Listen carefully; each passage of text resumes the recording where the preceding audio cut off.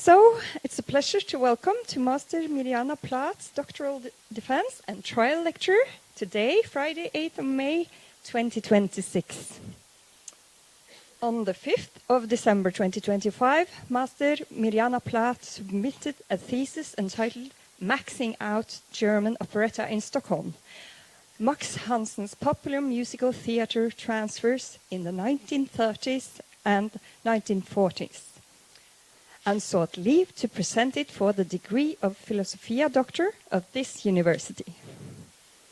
On the recommendation of the Department of Musicology, the Faculty of Humanities appointed the following evaluation committee. Associate Professor Judith Haug, University of Oslo. Professor Emeritus Derek B. Scott, University of Leeds. Professor Caroline Starnberg, Bruckner University, Linz. And Associate Professor Judith Haug served as a coordinator of the committee.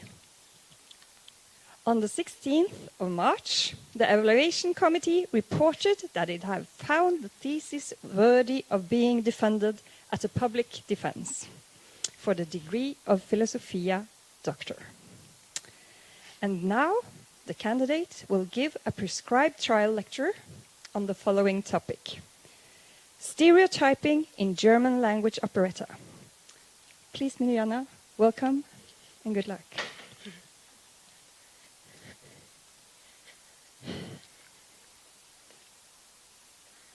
Germans are always on time and they love beer. As a German, I get to hear this stereotype very often when I encounter people from other countries. While I myself don't even like beer, I really hope that today I can prove myself worthy of being good at timekeeping in this trial lecture.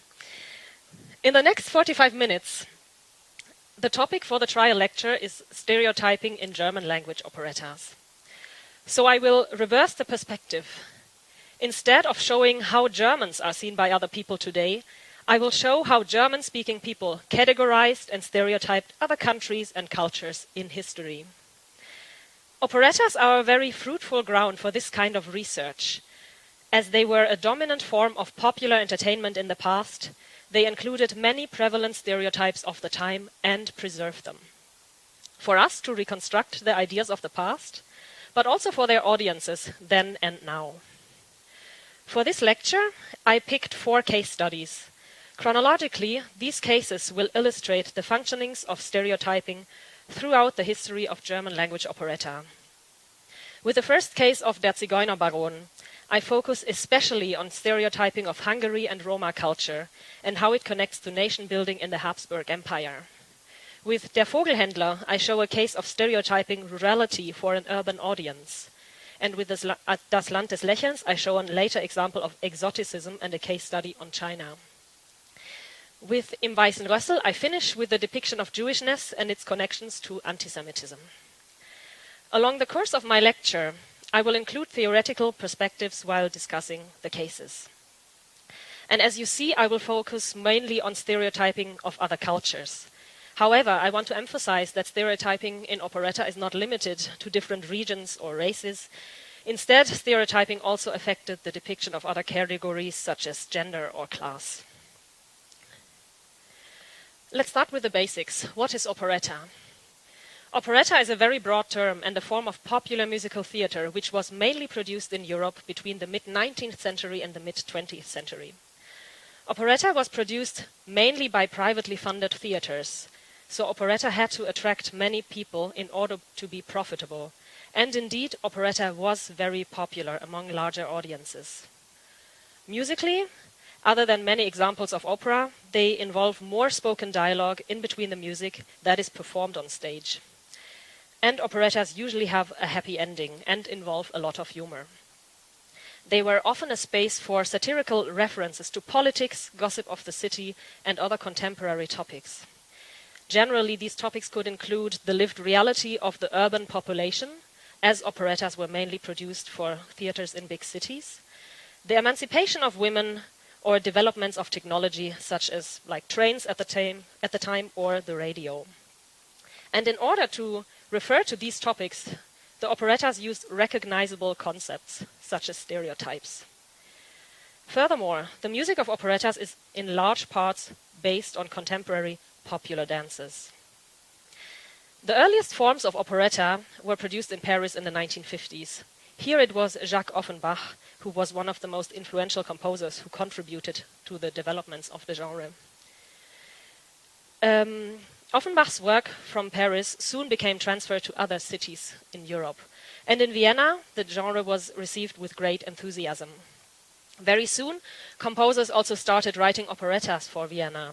For instance, in 1860, the composer Franz von Suppé premiered Das Pensionat in Vienna, which is often called the first Viennese operetta. From that point onwards, the center for German-language operettas was Vienna, and in the 20th century, also Berlin gained more influence on the genre. And these two cities are the places where the main activities and the biggest operetta hits were produced, and from there they spread further to other places. In order to understand operetta in Vienna, it is necessary to see what the reality of Viennese people was like. In the second half of the 19th century, Vienna was the capital of the Austro-Hungarian Empire, also called the Habsburg Empire. This means that Vienna was a diverse space for people from different cultures. People from all over the empire were living in the city, for instance, from places that are today belonging to Hungary, the Czech Republic, Croatia, Poland, or northern Italy. And this diversity of people is also very present in operettas of Vienna. This leads us to the first case study of today. Der Zigeunerbaron premiered in 1885 in Vienna. It was composed by Johann Strauss, one of the central composers of Viennese operetta. The title of the operetta is already very telling. Translated to English, the title is The Gypsy Baron. The operetta is dominated by characters, music, and history of Hungary and Roma culture. The plot takes place in the middle of the 18th century and is settled in the Banat of Temeswar on the countryside. This is a region nowadays located in the border region of Romania, Serbia, and Hungary. It's a love story between the Hungarian man Barinkai and a woman called Safi, who was raised by Roma in the area. During the course of the story, Barinkai signs up for the military and goes to war. The plot is then finished in Vienna. The Austro-Hungarian army won the war and everyone in Vienna is welcoming the successful soldiers back. Safi and Barinkai celebrate a happy ending together. Even though there's a lot of Hungarian influence on the operetta, it is mainly dominated by Viennese culture. The final act of the plot, showing the victorious Austro-Hungarian soldiers, is located in Vienna and not in Hungary. Waltz, as a core sign of Viennese culture, is the dominating dance which is used in the music. However, Strauss also included dances like the Csárdás and the Verbunkos to show connections to Hungarian and Romani culture. Still, the music doesn't really sound like original Hungarian or Romani music. It is only an artistic approach to integrate some features of foreign-sounding music into the operetta. I now want to show you the beginning of the first song of Safi in the operetta. In the song, she presents herself as a proud Roma, and the music is based on a Hungarian Csárdás dance. A Csárdás dance has two parts and is written in a duple meter, and the first part is very slow and the second part speeds up significantly. In musicology, this is called the style hongrois, which evokes associations with Hungary. Try to also pay attention to the percussions, especially the cymbals which are played when Safi sings Jingra.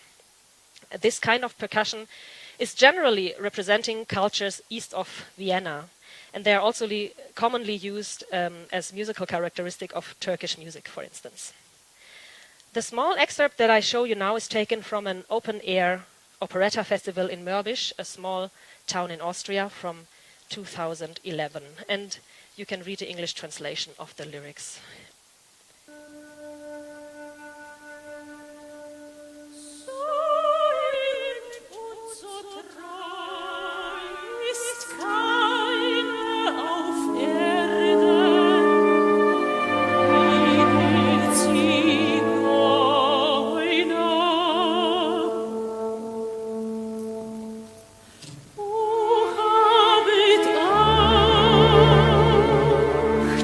Habet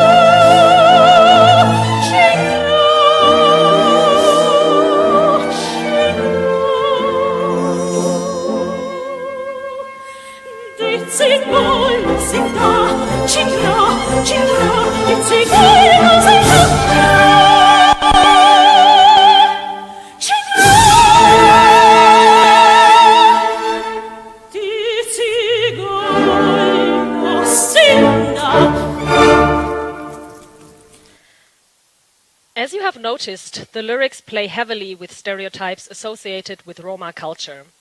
They present Roma as a group of people you have to be afraid of. They are poor and they steal horses, and apparently they seem to harm children, as a woman should take care of her kids whenever Roma people are around. The second verse of the song, which I did not play now, reverses these stereotypes to some extent. While Roma are still represented as dangerous, they can turn into be trustworthy people if you earn their friendship. However, the central message of the song stays the same. If you're not a friend of a Roma person, they will steal your horse or harm your children.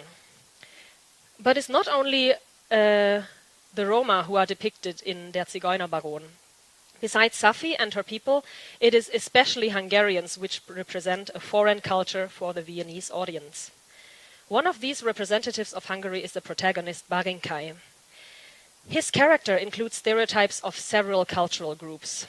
In the libretto, his costume is described as half Oriental and half Hungarian.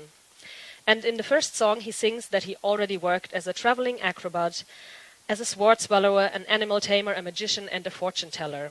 So in the late 19th century, these were also stereotypical jobs of Roma people. At the same time, Barinkai also sings in Viennese waltz rhythms. So in the operetta, existing stereotypes of Hungary are mixed with clichés of Romani and so-called Oriental culture. Lynn Hooker therefore writes that the represented culture is a fantasy and an exotic other as a counterpart to the Western Viennese self of the operetta audience. With this mixing of cultures, operetta followed a pattern which was quite common in Austria, and this has a lot to do with stereotyping. This leads me to discussing the concept of stereotyping. The cultural theorist Stuart Hall has worked a lot on this topic. He argues that we, as individuals, are navigating through the world and make sense of it by categorizing certain objects or people through some characteristics, by assigning them to various groups of meaning that we know.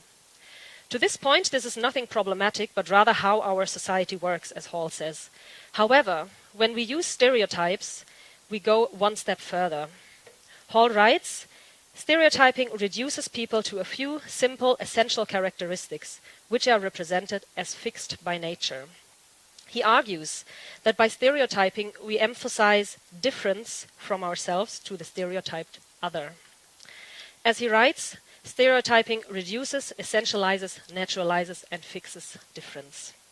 And according to Hall, there's a value judgment involved in this process. Stereotyping deploys a strategy of splitting. It divides the normal and the acceptable from the abnormal and the unacceptable. It then excludes or expels everything which does not fit, which is different.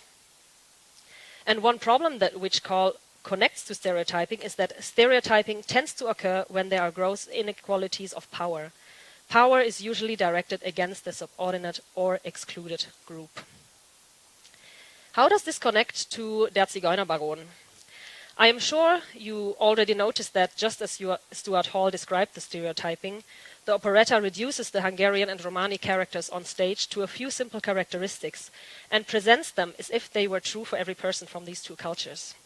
The stereotyped and therefore different Hungarian and Romani culture appears as a mix of cultures east of Vienna. The other is somehow Hungarian, Romani, and Oriental all at once. And this has not much to do with the lived reality of people in Hungary. This is quite a common phenomenon, also described as Orientalism, and I will come back to this later in my presentation. The operetta also aligns well with the power play which Stuart Hall describes, especially when in context of the history of the Austro-Hungarian Empire from a Viennese perspective. As the operetta finishes in Vienna, the Hungarians are shown as a natural part under the Habsburg crown.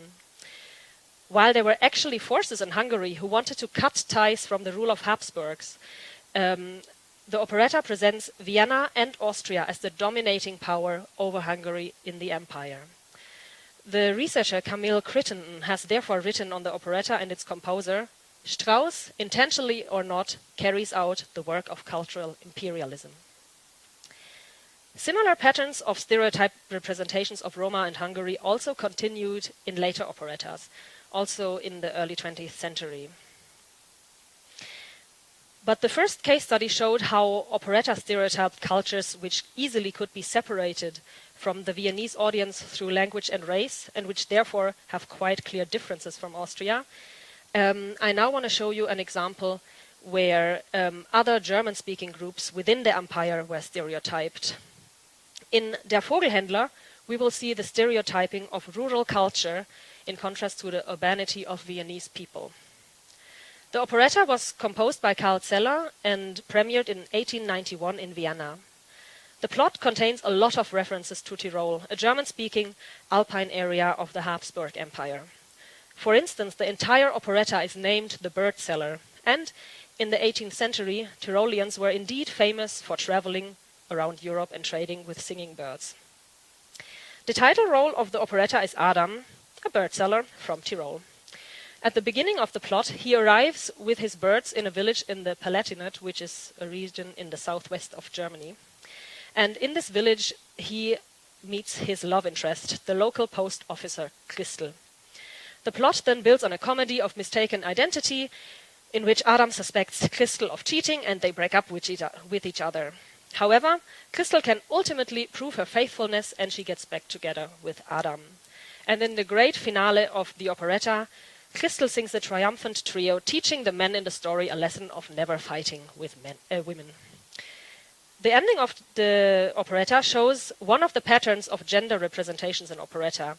Very often the plot presents women as outsmarting their male counterparts.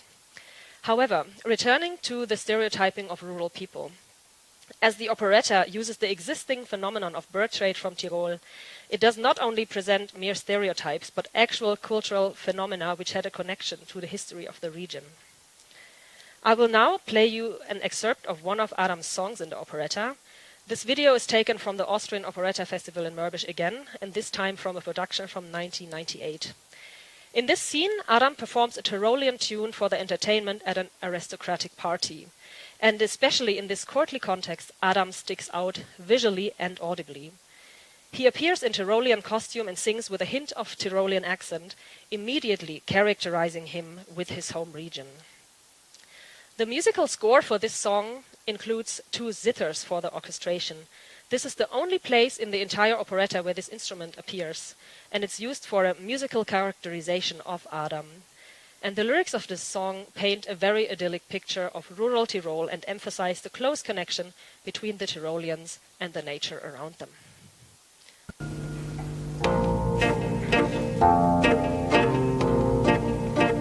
Wie mein 20 Jahr und auch schon da will ich jetzt vor, hat beim Mondschein voll Lust, erste Mal sein riesener Brust, wie es küsst ihn grad im Tal, wunderschön, Nachtigall.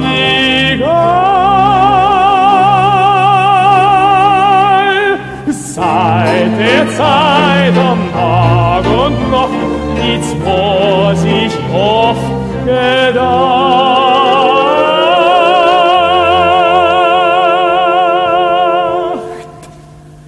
Nur mal,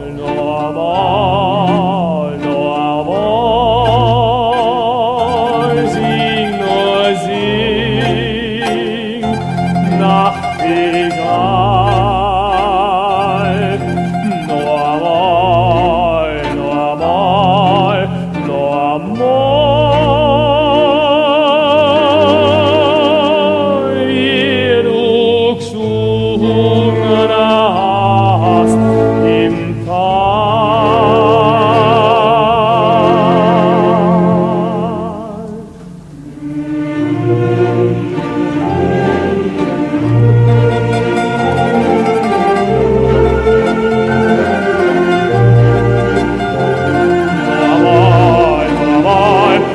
Wie du gesungen hast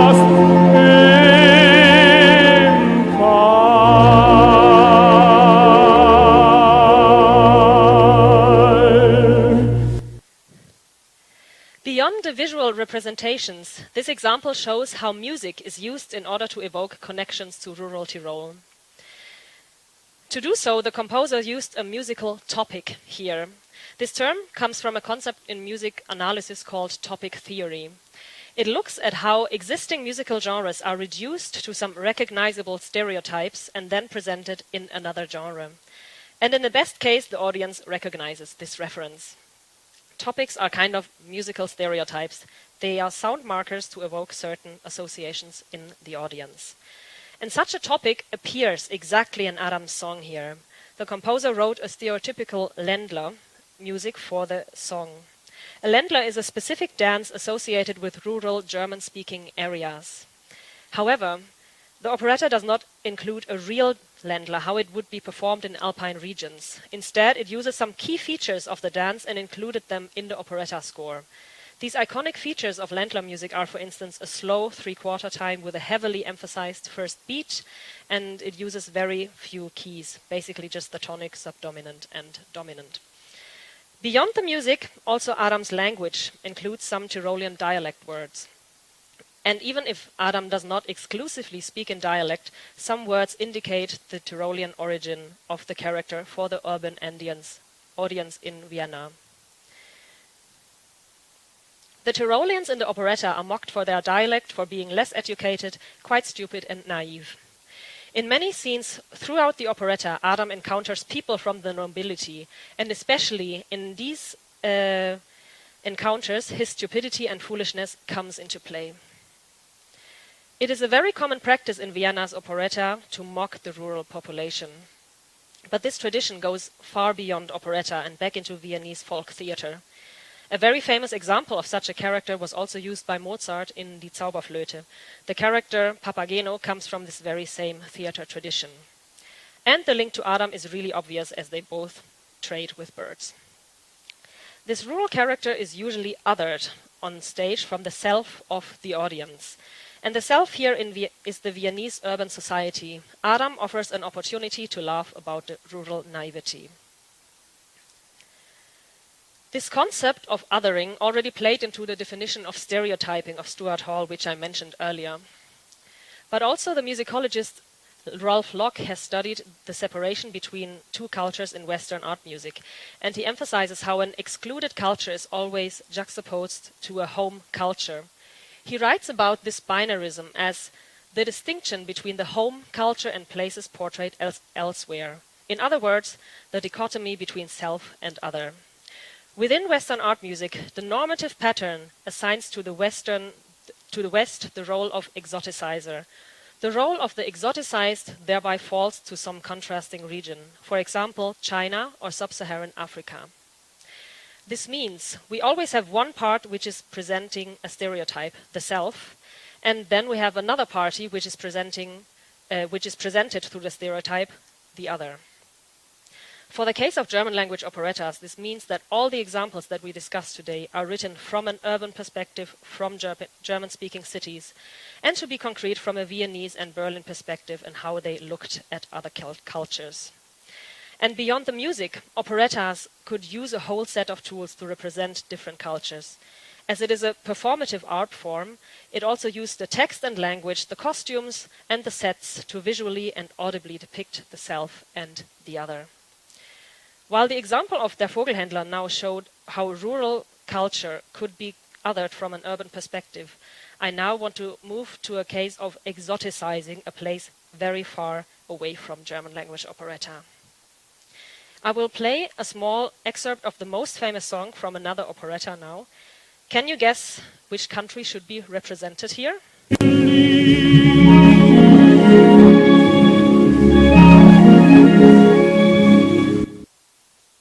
Rolf Lock lists this kind of skittering around a pentatonic scale as one of the indications of Chinese or Japanese music, which was widely used in Western music around the early 20th century. And indeed, this snippet comes from the operetta Das Land des Lächelns by Franz Lehár from 1929, where parts of the story are set in China.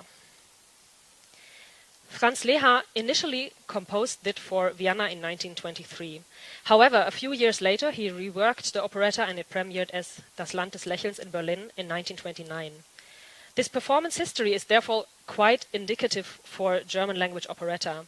In the 20th century, Berlin rose to be an important center for the production of the genre. Many composers who worked in Vienna shifted their focus to Berlin, as Berlin was a very lucrative market. Furthermore, the piece aligns well with a trend in the 20th century to include more faraway places into the operetta plots. At that time, the cinema rose as an alternative entertainment option, and it was cheaper than operetta tickets.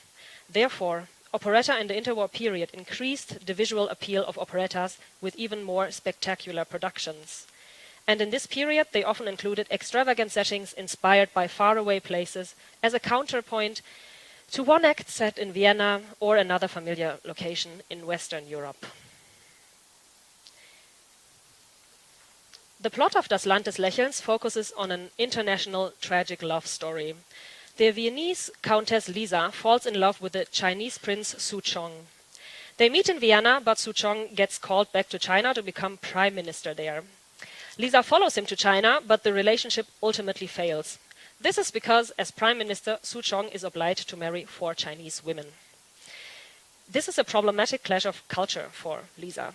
As she wants to leave China, Su Chong imprisons her in his palace, but her Viennese friend called Gustl comes to help her. And on a side storyline, Gustl himself falls in love with the attractive sister of Su Chong, Mi. While Gustl and Lisa want to escape, they get caught by Su Chong, but in a great gesture he allows them to return to Vienna. So both Lisa and Su Chong, as well as Gustl and his love interest, Mi, ultimately separate. This is actually one of the few operettas which do not have a happy ending. When talking about the stereotyping of China here, we need some more terminology, which helps us discussing the representational patterns in operetta. Again, this terminology was already hovering in the background in my presentation so far, especially for the definition of othering. This definition is drawn from Locke's musical exoticism. And now talking about China, we need his concept of exoticism. He defines it as follows. Musical exoticism is the process of evoking in or through music, whether that music is exotic sounding or not, a place, people, or social milieu that is not entirely imaginary and that differs profoundly from the home country or culture in attitudes, customs, and morals. More precisely, it is the process of evoking a place, people, social milieu that is perceived as different from home by the people who created the exoticist cultural product and by the people who received it. In Das Land des Lächelns, China is exoticized by serving as a backdrop for a fantastic spectacle. It offers the opportunity for creative customs, choreographies, and ceremonies. And interestingly, Locke's definition also fits to the stereotyping of Hungary, Roma, and even Tyrol. All these places and cultures are serving as a setting which is perceived as different from home, from a Viennese or Berlin perspective. What is relevant for the case of China, however, is that the German audience had very little contact points to Chinese culture and could barely know any authentic elements of it. This is where the concept of Orientalism comes in. One of the definitions for this term is given by Edward Said, and it's very helpful for our case today. He writes, I have been using the word Orientalism to designate that collection of dreams, images, and vocabularies available to anyone who has tried to talk about what lies east of the dividing line. This dividing line isn't a fixed geographical border, but something made up by the West. And as Derek Scott has found, instead of looking for authenticity, Western composers just built on the signifiers used by other Western composers writing music about anything in the Orient. And this also applies to the depiction of China in German language operetta. In Das Land des Lächelns, we see a pattern which was common to German language operetta when they depicted foreign places. They portray the exotic culture as a place of unconventional sexuality, whereas the home culture represented a place of romance and monogamy. As I just mentioned, Su Chong has to marry 4 Chinese women as prime minister. Similar patterns are, for instance, applied in the Viennese operetta Die Bayadère of Emmerich Kallmann from 1921. This is an operetta stereotyping India, where the Indian prince has to go back to his home to marry one or several women. And vaguely, this also applies to Hungary in Der Zigeunerbaron. Safi and Barinkai are spending a night together and sing about being a couple without being legally married.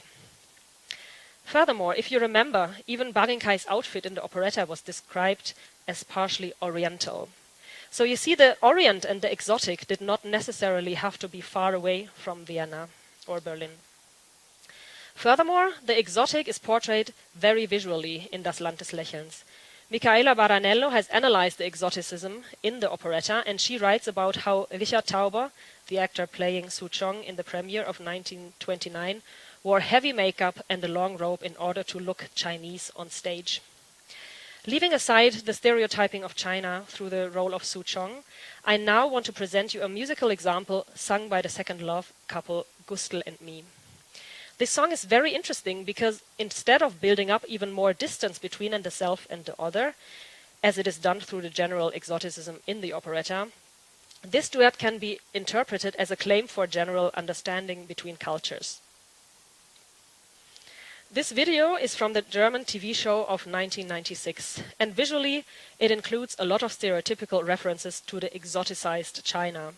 Not only the dress of me, but also the set with the wooden architecture hints at an othered Oriental culture.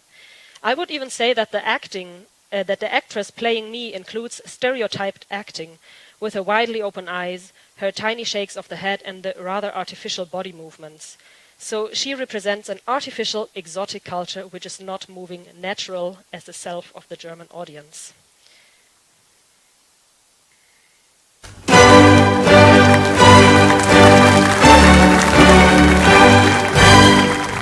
Als Gott die Welt erschuf, waren alle Menschen gleich. Alle Blumen blühten dort für uns so wie für euch. Und es gab nicht weiß und gelb und schwarz und arm und reich. Jedoch im Lauf der Zeit entschwand der schöne Braun. Alle Menschen sind verschieden und die Sitten auch. Nur in unser Herzen sprechen zärtlich süß, ist es doch genauso wie im Paradies. Deine Liebe, die sind beide gleich. Jeder Mensch hat nur ein Herz und nur ein Himmelreich. Meine Liebe, deine Liebe hat denselben Sinn.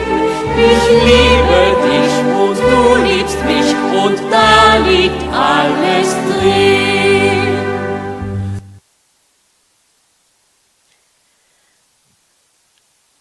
Looking at the lyrics, Baranello claims that this song indicated that operetta also had some inclusive tendencies, at least to some extent.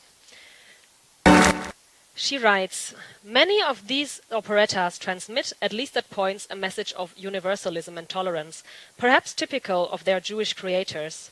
But they should not be mistaken for a transcultural experience. Exotic people appear within the norms of the genre and usually in full recognition of their stagey fakeness. This leads me to the last example of the day, where I want to show you the slippery slope of stereotyping Jewishness in the operetta Im Weißen Rössel.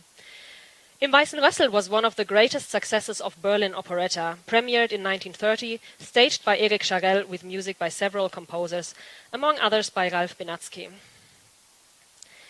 The story of the operetta unfolds in the Austrian hotel Weißes Rössel, located in a small village close to Salzburg.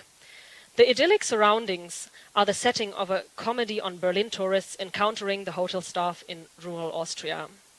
The center of the plot is a love story between the hotel owner Josefa and her head waiter Leopold, who is desperately in love with her. After a few obstacles, they ultimately get together. Even though we are again in exclusively German-speaking contexts, there is a lot of stereotyping happening in the operetta. For instance, Caroline Starenberg has pointed out that the Berlin operetta depicts the rural Austrian community as less educated and overly sex-driven, and it serves to reaffirm the superiority of the urban Berlin audience. Besides the main couple, Josefa and Leopold, there are several side plots around additional characters from Germany and Austria, and one of these characters is called Sigismund. He is the rich heir of a textile manufacturer and extremely peacocky. The portrayal of this rich, peacocky textile manufacturer was a stereotype portrayal of a Jew, and these stereotypes were recognizable by the audience in 1930. The vanity of Sigismund becomes very obvious in one of his songs, where he sings, "What can Sigismund do about being so handsome?" We are very lucky that there are surviving recordings of the singer who performed the first Sigismund in Berlin, Siegfried Arno. This is, however, not a recording taken directly from the stage performance, but it still gives an idea of the musical style and performance practice of the operetta at the time.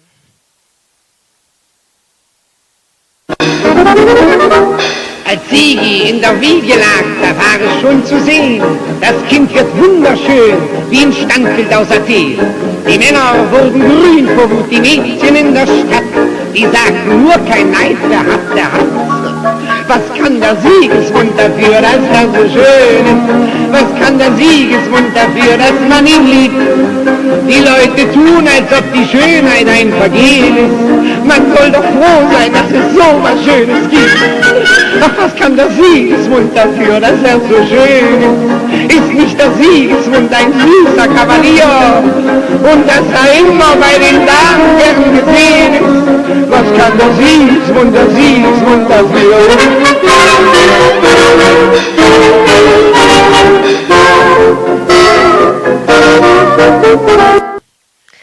The lyrics of the song subvert the anti-Semitic stereotype of the ugly Jew by portraying Sigismund as a desirable bachelor. On the other hand, this portrayal was also subverted by the performance. Obviously, the operetta made fun of the peacockiness of Sigismund. However, for this operetta, research generally ascribes very positive aims to the creators, as they try to undermine and ridicule existing stereotypes. The operetta portrayed a society in which Jews and non-Jews coexisted harmoniously. Everyone was made fun of, Austrians, Germans, as well as Jews. And thereby, Jews were represented as a natural part of the society on stage. However, the play with Jewish stereotypes in operetta could easily be subverted in different contexts. This was also the case for the character Sigismund. By engaging with the existing racial conflicts in German society around 1930, the piece also inspired racist defamations of National Socialists as a caricature of the 1930s. The caricature uses the title of the famous song of the beautiful Sigismund, and in a deeply racist mockery, the comic strip explains how God created the Jew of clay. But since the Jew was too impatient to wait until he was dried up, he stood up while the clay was still soft, and therefore he received a deformed, ugly Jewish body. So what can we take away from all these case studies? In this lecture, I showed how stereotyping played a central role in German language operettas throughout its history. This leads me to the question of how we are dealing with stereotypes in operetta today. Especially in German-speaking cities, operettas are still actively produced, and the operettas which are presented today are still part of the core repertoire in theaters. Some operetta recordings from the 20th century indicate that operetta practices continued to enhance and reproduce existing stereotypes through heavily stereotyped album covers. And they show how stereotypes play an important part in marketing operettas through the fascination of the exotic other. But what shall we do with this? Shall we just not perform the pieces anymore, or censor the stereotyped content in some way? For this question, it is very useful to look into the historical performance practice of operettas. Right from the start, operettas were not treated as stable works. Depending on when and where they were performed, composers, librettists, and directors actively altered text and music in order to adapt to the cultural conventions of the location of the performance. And this carries a lot of potential for performing operettas today. If we decide to perform historical pieces in our time, we can, and I also believe we have to adjust them to our value systems today. Racist depiction have to be regulated. However, stereotyping appears on a wider spectrum. The question of what is funny, what is acceptable, and what is problematic is a sliding scale. And some ideas of other cultures are manifested and unavoidable in all societies, not only in operetta. Michael Pisani gives a useful perspective on this issue. He published on stereotyping Native Americans in music, and he concludes with a quite hopeful viewpoint on the practice of stereotyping and how to handle it today. He writes, "Censoring a stereotype, even one based in sound, does not make it disappear. But putting a frame around it, consciously acknowledging its borders and addressing its history, at least helps us to understand why such stereotypes exist in the first place, and perhaps even to recognize, when we next encounter them, their effects on us and on a society as a whole." Pisani's perspective emphasizes the relevance of contextualizing and reflecting on the stereotypes in operetta. There lies much potential in initiating a dialogue between producers and audiences of operetta in order to address stereotypes actively. I hope that this lecture on stereotyping in German language operetta contributed to this very necessary reflection on how we create ideas of other people and how our entertainment culture, including operetta, plays into the power dynamics of ethnic, racial, and national stereotypes. Thank you for your attention.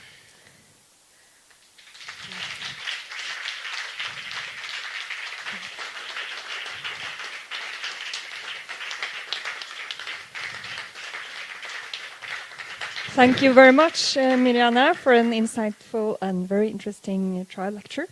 We'll now have a break and we'll meet again in this room at 13:15, 1:15, to continue with the defense. Thank you.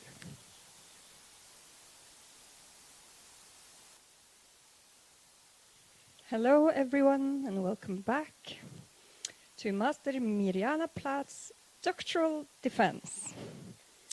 On the 5th of December 2025, Master Mirjana Plath submitted a thesis entitled Maxing Out German Operetta in Stockholm, Max Hansen's popular music theatre transfers in the 1930s and 1940s, and sought leave to present it for the degree of Philosophia Doctor of this university.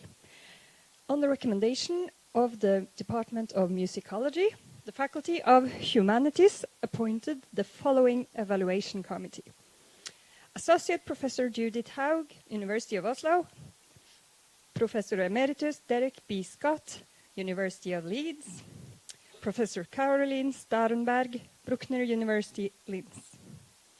And Associate Professor Judith Haug served as a coordinator of the committee.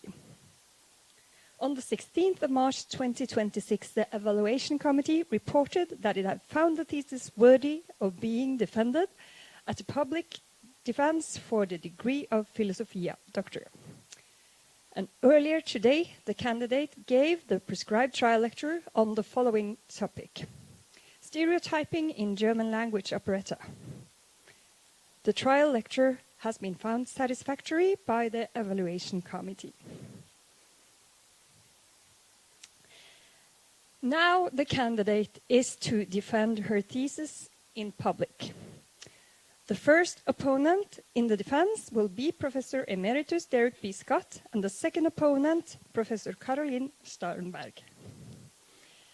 And should any person present wish to speak as an opponent ex auditorio, notice should be given to me before the second opponent is called upon to speak.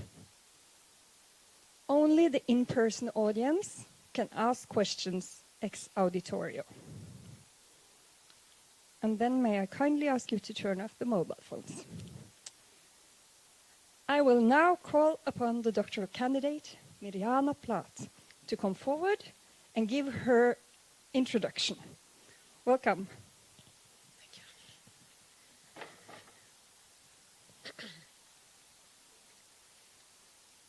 Imagine you are living in a small country and a neighboring nation turns into a totalitarian state. Imagine your neighbor starts claiming more territory around them. They persecute certain people in their country and they ultimately even start a war. Knowing that your military's power is limited, what do you do? Do you speak up against your neighbor? Do you enter the war? Or do you stay silent and try to avoid the conflict? If you decide to act neutral, how do you negotiate the moral, economical, and political implications of your standpoint? These questions seem very urgent in today's world, and they were also very urgent for Sweden in the 1930s and 40s. For instance, on this day, 81 years ago, Nazi Germany surrendered in World War II. In the months and years following this incident, the inhuman crimes of the country gradually became more public. They were debated and also pursued in lawsuits. Internationally, they exposed Germany's fatal claims of supremacy, its crimes against humanity, and the Holocaust. In this atmosphere of accounting for the past in the early post-war years, Stockholm witnessed one of the most successful operetta productions of the time. The piece was called Vertshuset Vita Hästen, which is a translation of the Berlin operetta Im Weißen Rössel from 1930, and also known as The White Horse Inn in English. You might wonder why I right now turn from the political and moral implications of war to a random operetta performance in Stockholm. But this seeming jump in topic is not randomly chosen by me.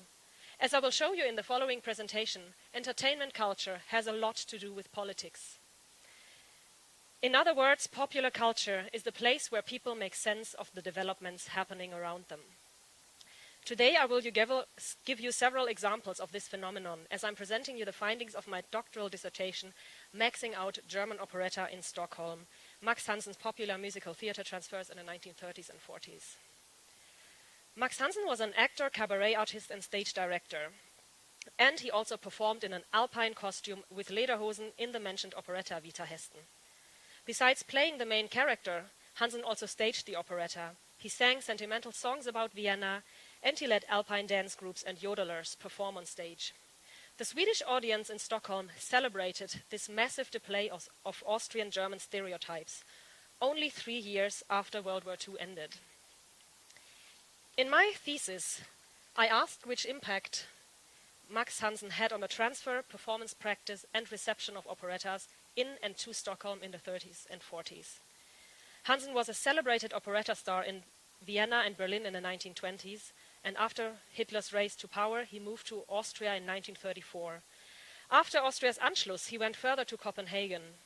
He already started performing operettas in Stockholm in the 1930s, and after Nazi Germany also occupied Denmark from 1941 onwards, he centered his work entirely in Sweden. Beyond my research questions, the case of Hansen reveals valuable and new insights into musical production at a time of crisis. First of all, it exposes the enormous success of Germanophone popular culture in Stockholm. Secondly, it shows the survival strategies of people trying to escape persecution. And thirdly, it gives insights into the cultural politics of Sweden, a country which tried to stay neutral in a global war. In this talk, I will first give you an overview of the methods and concepts I used for approaching my research, and then I will guide you through the findings of the 4 chapters of my thesis. Since I was examining various aspects of Hansen's work in Stockholm, I applied several methods in my research. To reconstruct Hansen's impact in Stockholm, I analyzed historical newspapers, theater programs, musical recordings, sheet music, prompt books, contracts, diaries, and personal letters of people working with Hansen. Since my research heavily relies on primary sources, I followed the guidelines of historiography, and especially how Thomas Postlethwaite has formulated them, to critically reflect and situate the materials which I used to reconstruct the past. As my research shows, Hansen was a central agent for the cultural exchange between Stockholm, Berlin, Vienna, but also Copenhagen. A second theoretical framework for my research was therefore the concept of cultural transfer. It helped me to analyze which ideas and concepts Hansen chose from his past experiences abroad, how he integrated them into his work in Stockholm. Furthermore, I profited from Erika Fischer-Lichte's theory of entangled performance histories. She highlights that cultures are never isolated entities. Instead, cultures are interwoven, for instance, through the mobility of people or technologies. This plurality of diverse performance cultures also applies to how Stockholm's operetta productions connected with various cultures on different levels. And even more, Max Hansen's life itself shows an entanglement of cultures. Legally, he was a Danish citizen due to his Danish mother. However, he spent most of his early life with a foster family in Germany, or rather in the Bavarian capital, Munich. German was therefore his mother tongue, and in early years certainly colored with a Bavarian accent. He celebrated his first operetta success in Vienna, and he peaked his career by playing the Austrian waiter Leopold im Weißen Rössel in Berlin. The National Socialists racially discriminated against him as a Jew and thereby separated him from a German identity in 1933. However, he partially distanced himself from a Jewish identity in the public. Instead, he often highlighted his Danish citizenship in order to justify his continuing appearances on German stages up to early 1934. In Sweden, he was first considered German, but later identified strongly as a Dane in public. Therefore, it is difficult to assign Hansen to a singular nationality. To analyze his operetta performances in Stockholm, I applied strategies of translation studies and hermeneutics. I thereby followed an approach of Joseph Kerman. I not only looked for musical meaning within a noted score or text, but also tried to examine what it meant for the people at the time. Furthermore, I was especially interested in how Hansen performed his operettas. In this context, Nicholas Cook's approach to examining music as performance and not as a written text was a helpful concept for me. This also aligns with Erika Fischer-Lichte's concept of performance analysis. Her approach includes the reconstruction of performances by using artifacts of the past. So I could analyze the live performances of Hansen through the historical traces they left behind. After having established my general theoretical framework, I will now present you how I worked on my research questions in the 4 chapters of my thesis. The first chapter is both a chronological outline of Hansen's work output and how Swedish newspapers reported about it. It contributes foundational data on Hansen's projects in Stockholm, while also analyzing the public discourse about them.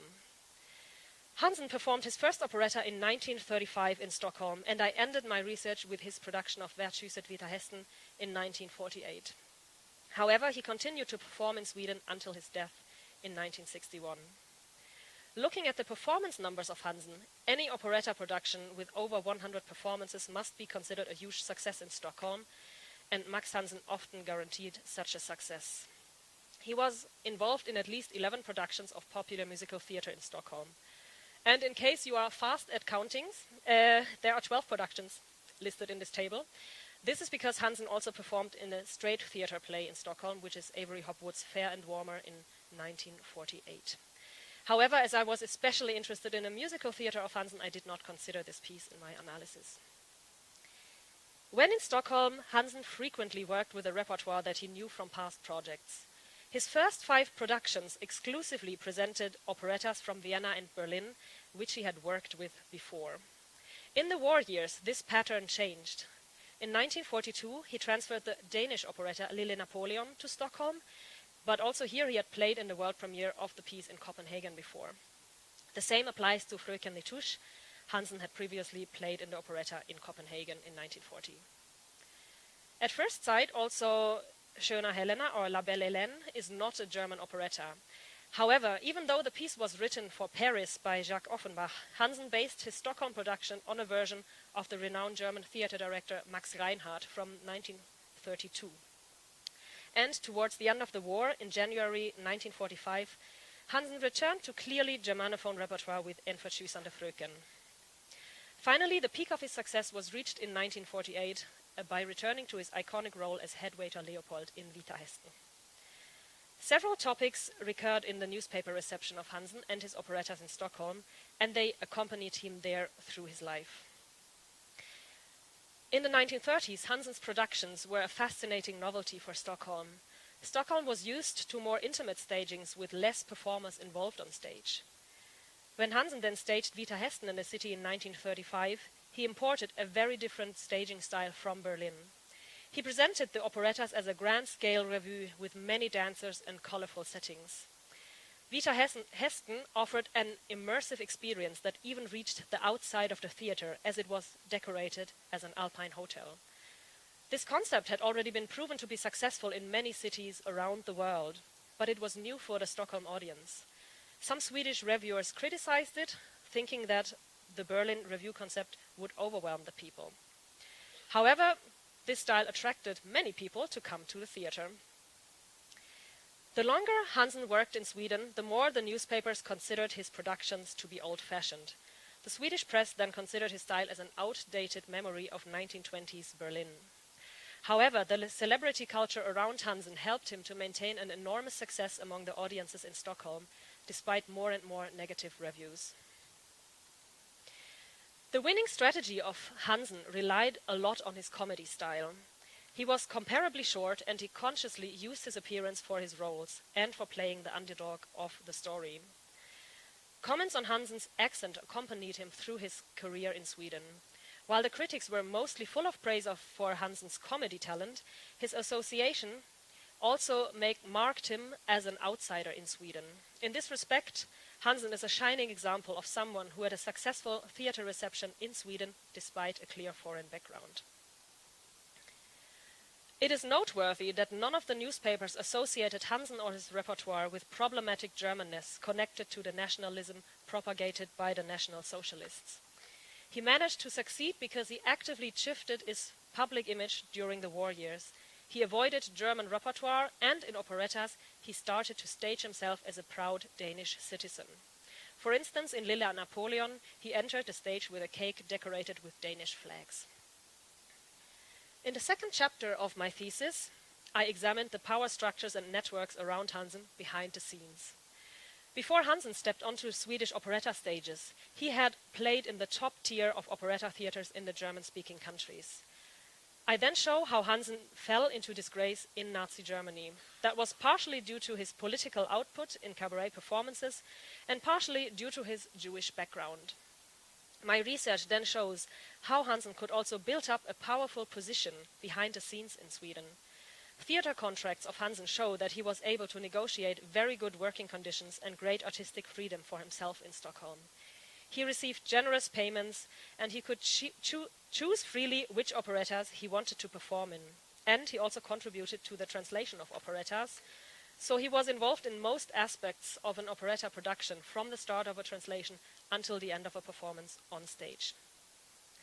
Also, I show how Hansen was an active part of an international theater network. Among his acquaintances were publishers, theater directors, composers and writers, as well as singing, dancing and acting performers. His network was more than the number of people he knew, but a deliberate circle of people who strategically tried to use their peers for cooperation, work promotion and career development. He received many letters of artists who tried to escape Nazi Germany, and they considered Hansen as a possible helper to get theater employments abroad. The most prominent case in this respect is the stage director Heinrich Schnitzler, son of the Austrian playwright Arthur Schnitzler. However, in this case, Hansen did not manage to secure him a job. Hansen's work in Stockholm unfolded against the backdrop of the ambivalent political atmosphere in Sweden. With the country's fluid, ambivalent relationship to National Socialism in mind, Hansen's achievements are impressive, not only concerning the huge successes of his operetta productions in Stockholm, but also the working conditions he was able to negotiate for himself and the power he wielded over the productions he staged. In the third chapter, I analyze how Hansen performed operettas in Stockholm. There are some consistent patterns in his productions. First of all the translations of the operettas generally aimed to domesticate characters, plots and puns to the local context of Swedish audiences. Building on his celebrity status, Hansen often tailored the operettas exactly to fit his talents and strengths. These patterns can be clearly traced in a recording by Hansen from 1945. I'd therefore like to play a short example here. It's a song that Hansen sang in the production Förtjusande Fröken, and the recording dates from early May, just before the end of the war. Man måste odla sin själ, man måste öka sin bildning, ty man får akta sig väl för all slags sedlig förvildning. Så till en bio jag gick för att se kärlekens offer, och med en nick satte jag mitt. Och vad tror ni att jag fick? Och jag blev så förrätt. 3, 4, 5, 6, 7, 8 och 9 och 10. För den filmen jag ville se, ja, den spelade de på en helt annan bio.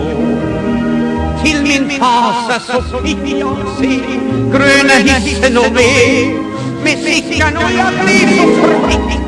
2, 3, även Hansen var med.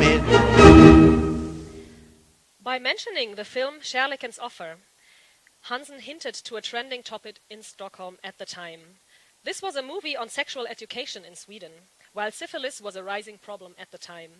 So Hansen, without actually naming any sexual disease in the lyrics, still managed to pinpoint to a contemporary issue.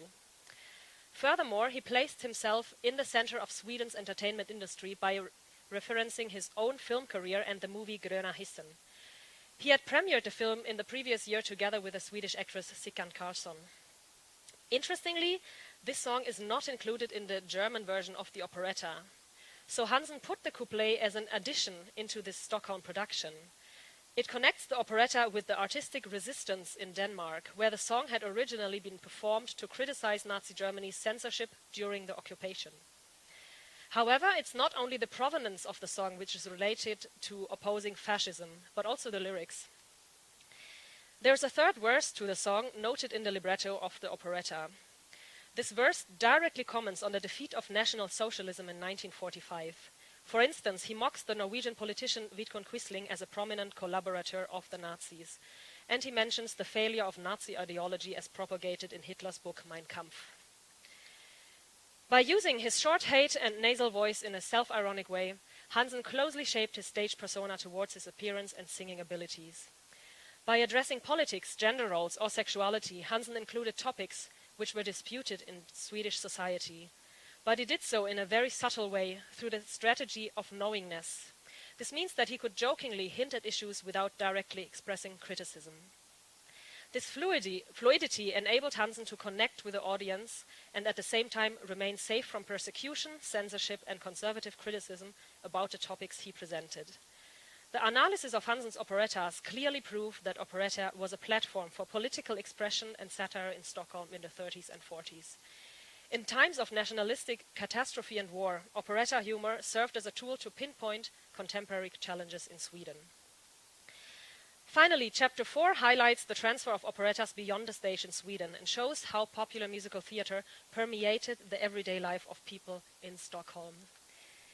Advertisement for fashion restaurants and public music performances show that operettas were influencing what people ate in restaurants, what clothes they wore, and what they heard in the streets and on the radio. Operetta were presented as an iconic part of a fashionable modern lifestyle in Sweden. To sum up, Hansen is a positive example of an exiled artist. He succeeded to gain great popularity abroad with a mainly Germanophone repertoire and even in the post-war years. This is even more remarkable as this happened at a time when exiled artists often struggled in new environments if they managed to escape persecution at all. My research shows that operetta was not just a genre of big cosmopolitan cities, but also of until now overlooked spaces such as Stockholm. This highlights the relevance of the genre as a window into the prevailing thoughts and challenges in history. Thank you.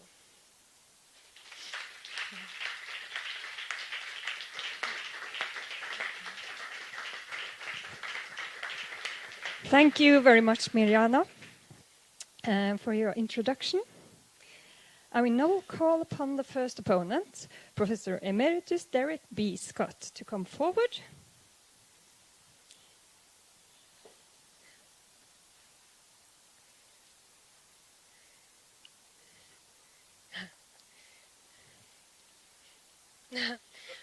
We have several options.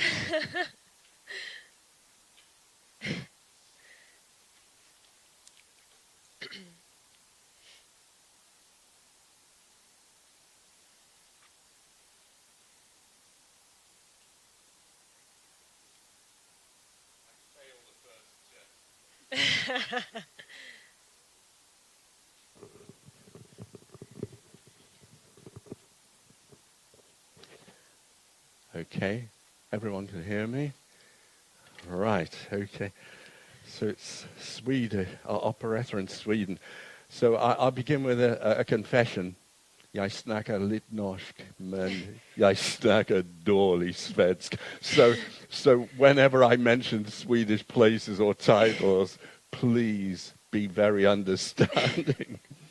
Okay, thank you very much for that presentation and your trial lecture this morning, Mirjana.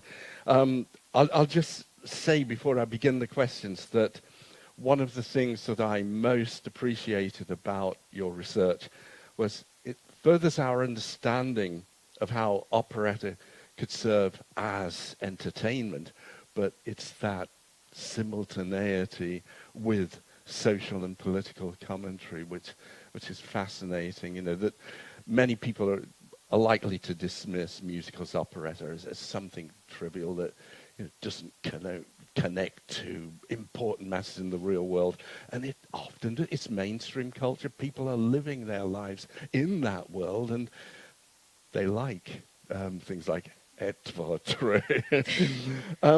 Right, I'll begin with some questions on methodology. Don't get too anxious about these, because these are probably the worst questions I'm going to ask. Right.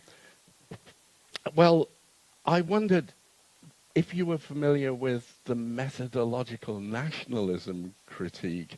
This was associated with people like Ulrich Beck, and where they see much cultural work done from a national perspective, the operetta in Italy, the symphony in Germany, and so on, and how that would impact, because you do similar things. You talk of cultural entanglement, but are you aware of that critique, methodological nationalism?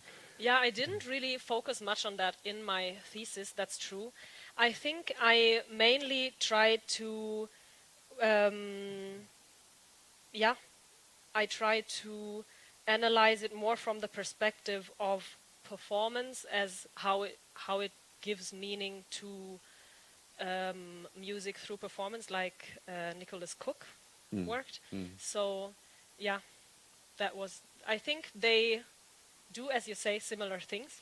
Yeah, And I think so. Yeah. I'm just thinking of the future, because your career doesn't stop here, you know, and where you develop further, you could move that cultural entanglement into some of those arguments that come from sociology. Then I have a comment rather than a question, but you might have a comment of your own to add to this. It concerns Walter Benjamin. See, my interpretation of Walter Benjamin is that, unlike what you say, but you might have just exaggerated a bit, he didn't really uphold the sacredness of an original text, although he did believe there was some kind of truth content within that original text. But the important thing, I think, of his work, to my work and some others, is that he welcomed the fact that new means of reproduction, like photography in particular, ate away at the aura of originality, the mystique of originality, and he welcomed that as part of the democratization of art. And I wondered how far your interpretation of Walter Benjamin acknowledges that side of his work. Yeah, I think to some extent Walter Benjamin, as you say, talks a little bit about like this aura of a work, and somehow I feel like that operetta producers didn't really think much about an aura, but they rather really treated it as something that could change every day, and that was, you did it to make money. Absolutely. So I think it was, to be fair, like a far-fetched, maybe in my theory, because like I'm not doing justice to Benjamin by saying like, yeah, but operettas did it very differently than what he aimed for. But at the same time, I feel like it shows like this very different approach of operettas, as they really,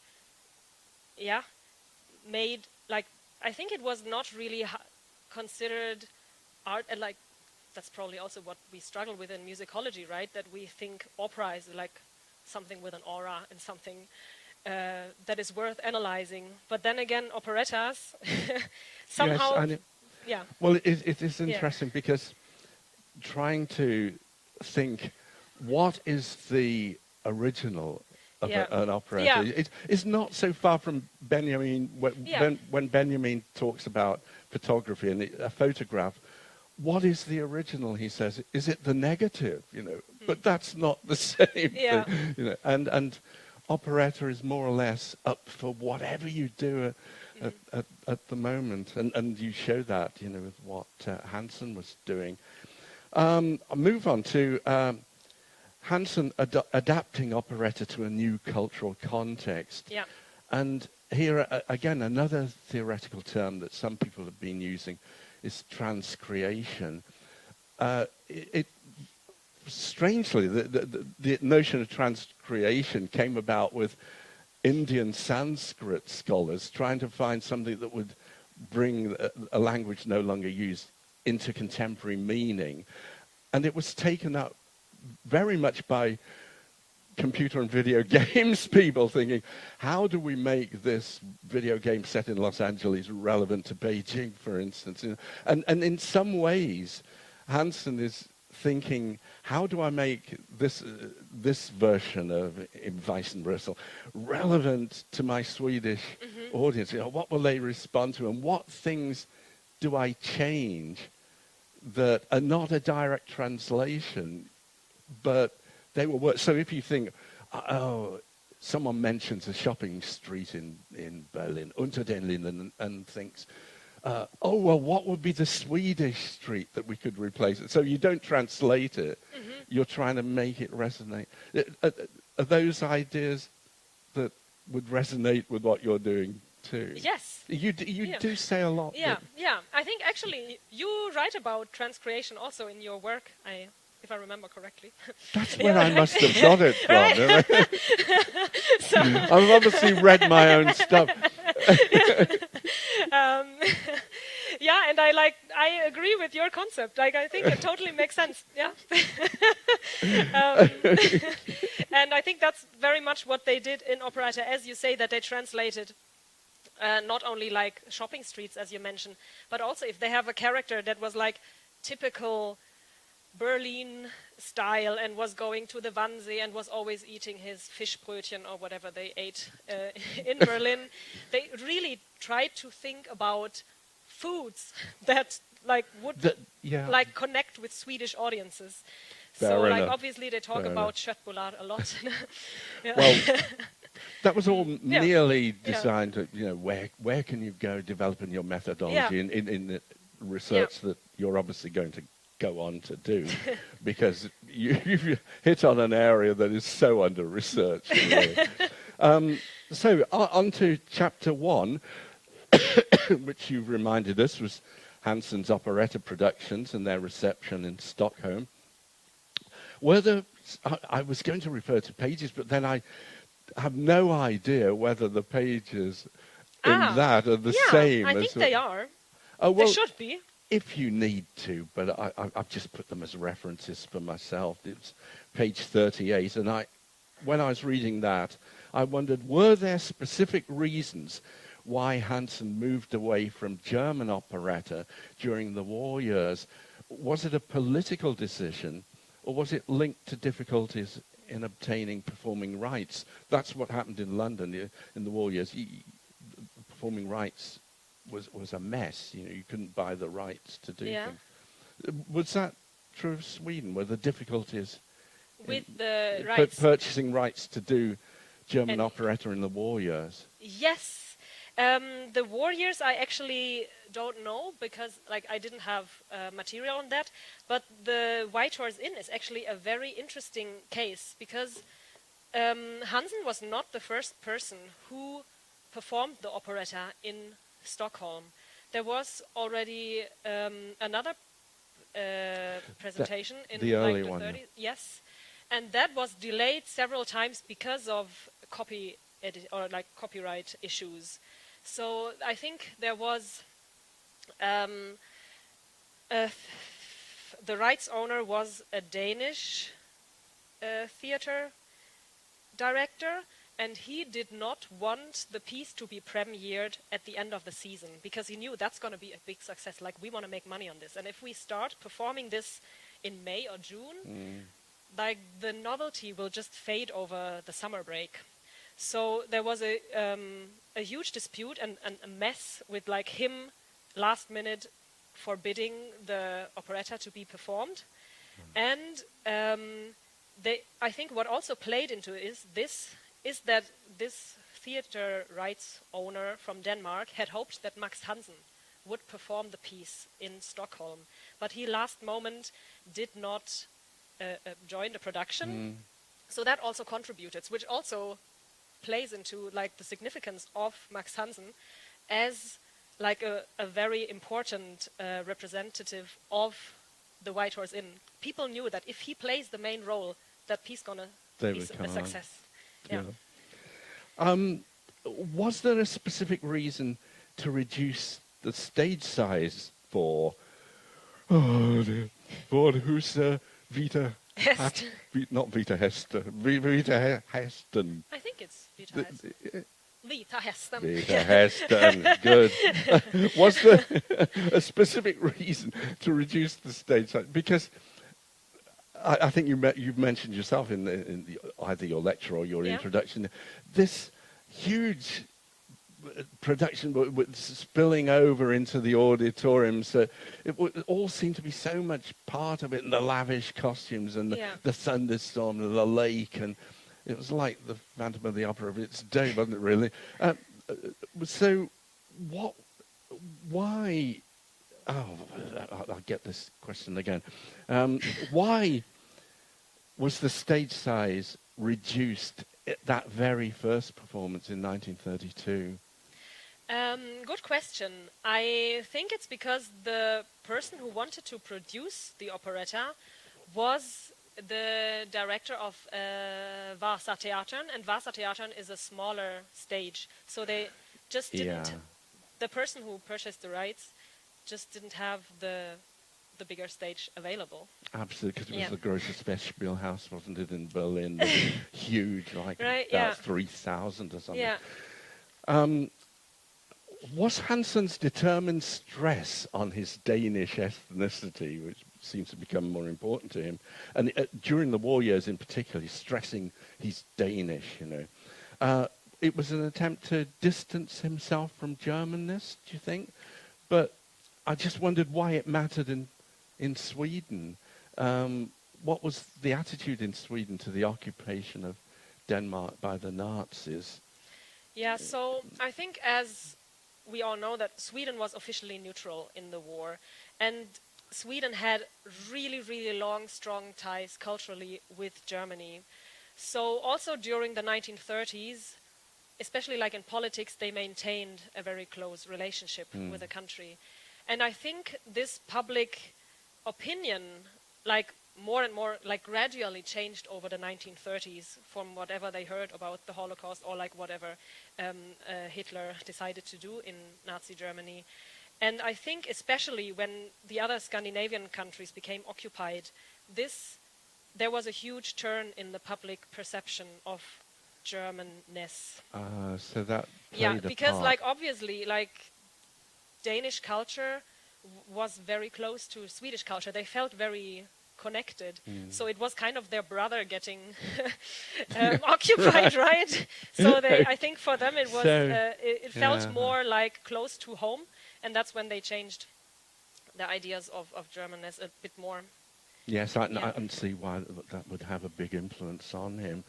But I'm also interested, though, in the reaction to Hansen's Danish accent. I'm particularly interested in this because I suppose it's some years ago now, when there was a Norwegian comedian that had a routine about the Danish accent, and his contention was that not only could Norwegians not understand Danes, they couldn't even understand each other, And I was told when I used to do some work in Denmark that we can understand Swedes, but they can't understand us. So what was the attitude in Sweden then to Hansen's Danish accent? Do they find it difficult or amusing? Or I think they mocked it a lot. They found it very cute and funny.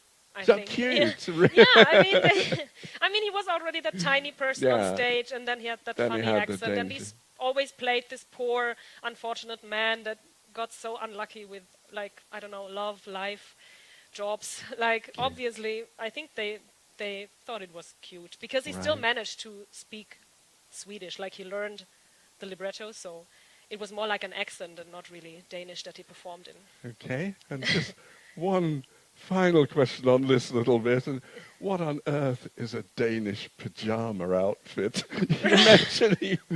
You mentioned he yeah. wore one, and I have no idea what it is. So according to the material that I have, he was, like me, I think, wearing something striped. Yeah. In the national colors of Denmark, like Oh, red I see. and It was white. the colours of Denmark. Yeah. Yeah. Okay.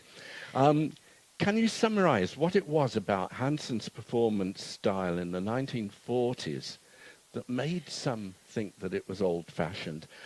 And were there others that rather liked the tradition and the familiarity of the old? I mean, did everyone suddenly turn against it as old-fashioned, or were there some that said, oh, those were the good old days when we had Schlager like this? Yeah, well, funny enough, I think all of the newspapers were negative about this style of Hansen. So I think this has again a lot to do with how operetta was then perceived as something of lower quality, not equal to opera. And most of the newspaper writers were acclaimed theater critics, which of course always thought that opera is the standard. And I think that's why all of them were quite critical about Hansen. And but the audiences, were they more mixed? Well, the thing is, like, I don't have any, like, sadly, I didn't find any documentation of audience members writing about Hansen, what they thought about him. But, like, obviously the performance numbers show that he was extremely popular because he was constantly sold out. Like, when you look through the newspapers, they always did an advertisement tonight in each theater, and then they list the theaters. And when Max Hansen was in, it was always sold out. So they advertised it as sold out. Like, they didn't even have to put it anymore, right? Because no one could join anymore. They would know. Yeah. And a final question on chapter 1. It's just something that puzzled me, because you mentioned Leo Fall's operetta Madame Pompadour, and that it was a flop in 1946. Yeah. It interested me because this was one of the most successful operettas in London, Madame Pompadour. And I just wondered, maybe by 1946 it was old-fashioned. And then I thought, what could be the reason? That could be one. Or was there something about the male comic role of Calico that didn't suit Hansen? That's a very good question. Oh, good. Yeah, right. I wonder. Happy about that. Well done. You can come again. Right? Well, I think partially it is because someone got sick in the of the performers. So no, one of the performers got sick. That's what I wanted to say.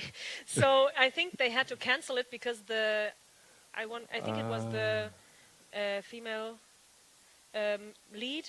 I think I think one of them at least was sick, and then they had to cancel performances, and then probably they were like, yeah, okay, it's not selling too well. So, and then they actually just went back with La Belle Hélène, Schöne Helena, and they just staged the old success again, because they still, I guess, had the decorations somewhere back in the attic. And it's always a good one. Yeah. Okay, on to chapter 2. Chapter 2 is really Hansen as operetta superstar, right? You present varying accounts of Hansen's failure to help Paul Morgan, his ex-cabaret colleague. And I wondered what explanation you found most likely for why it was difficult for him to help. Was it he thought maybe one day he could return to the Berlin stage and this would stop it, or what? Well, I would have to go a lot into speculation for this. I was in contact with a scholar who wrote about Paul Morgan, and there are some letters of Paul Morgan where he has contact with, I think, his wife while he was already in a concentration camp. And he mentions, Max was too greedy as always, didn't help. But they don't say Max Hansen. So obviously we cannot pinpoint it to Max Hansen and say like, well, Max Hansen obviously was too greedy to help his friend to get out of the concentration camp or even out of the country. But it might be that there were some disagreements maybe between the two of them.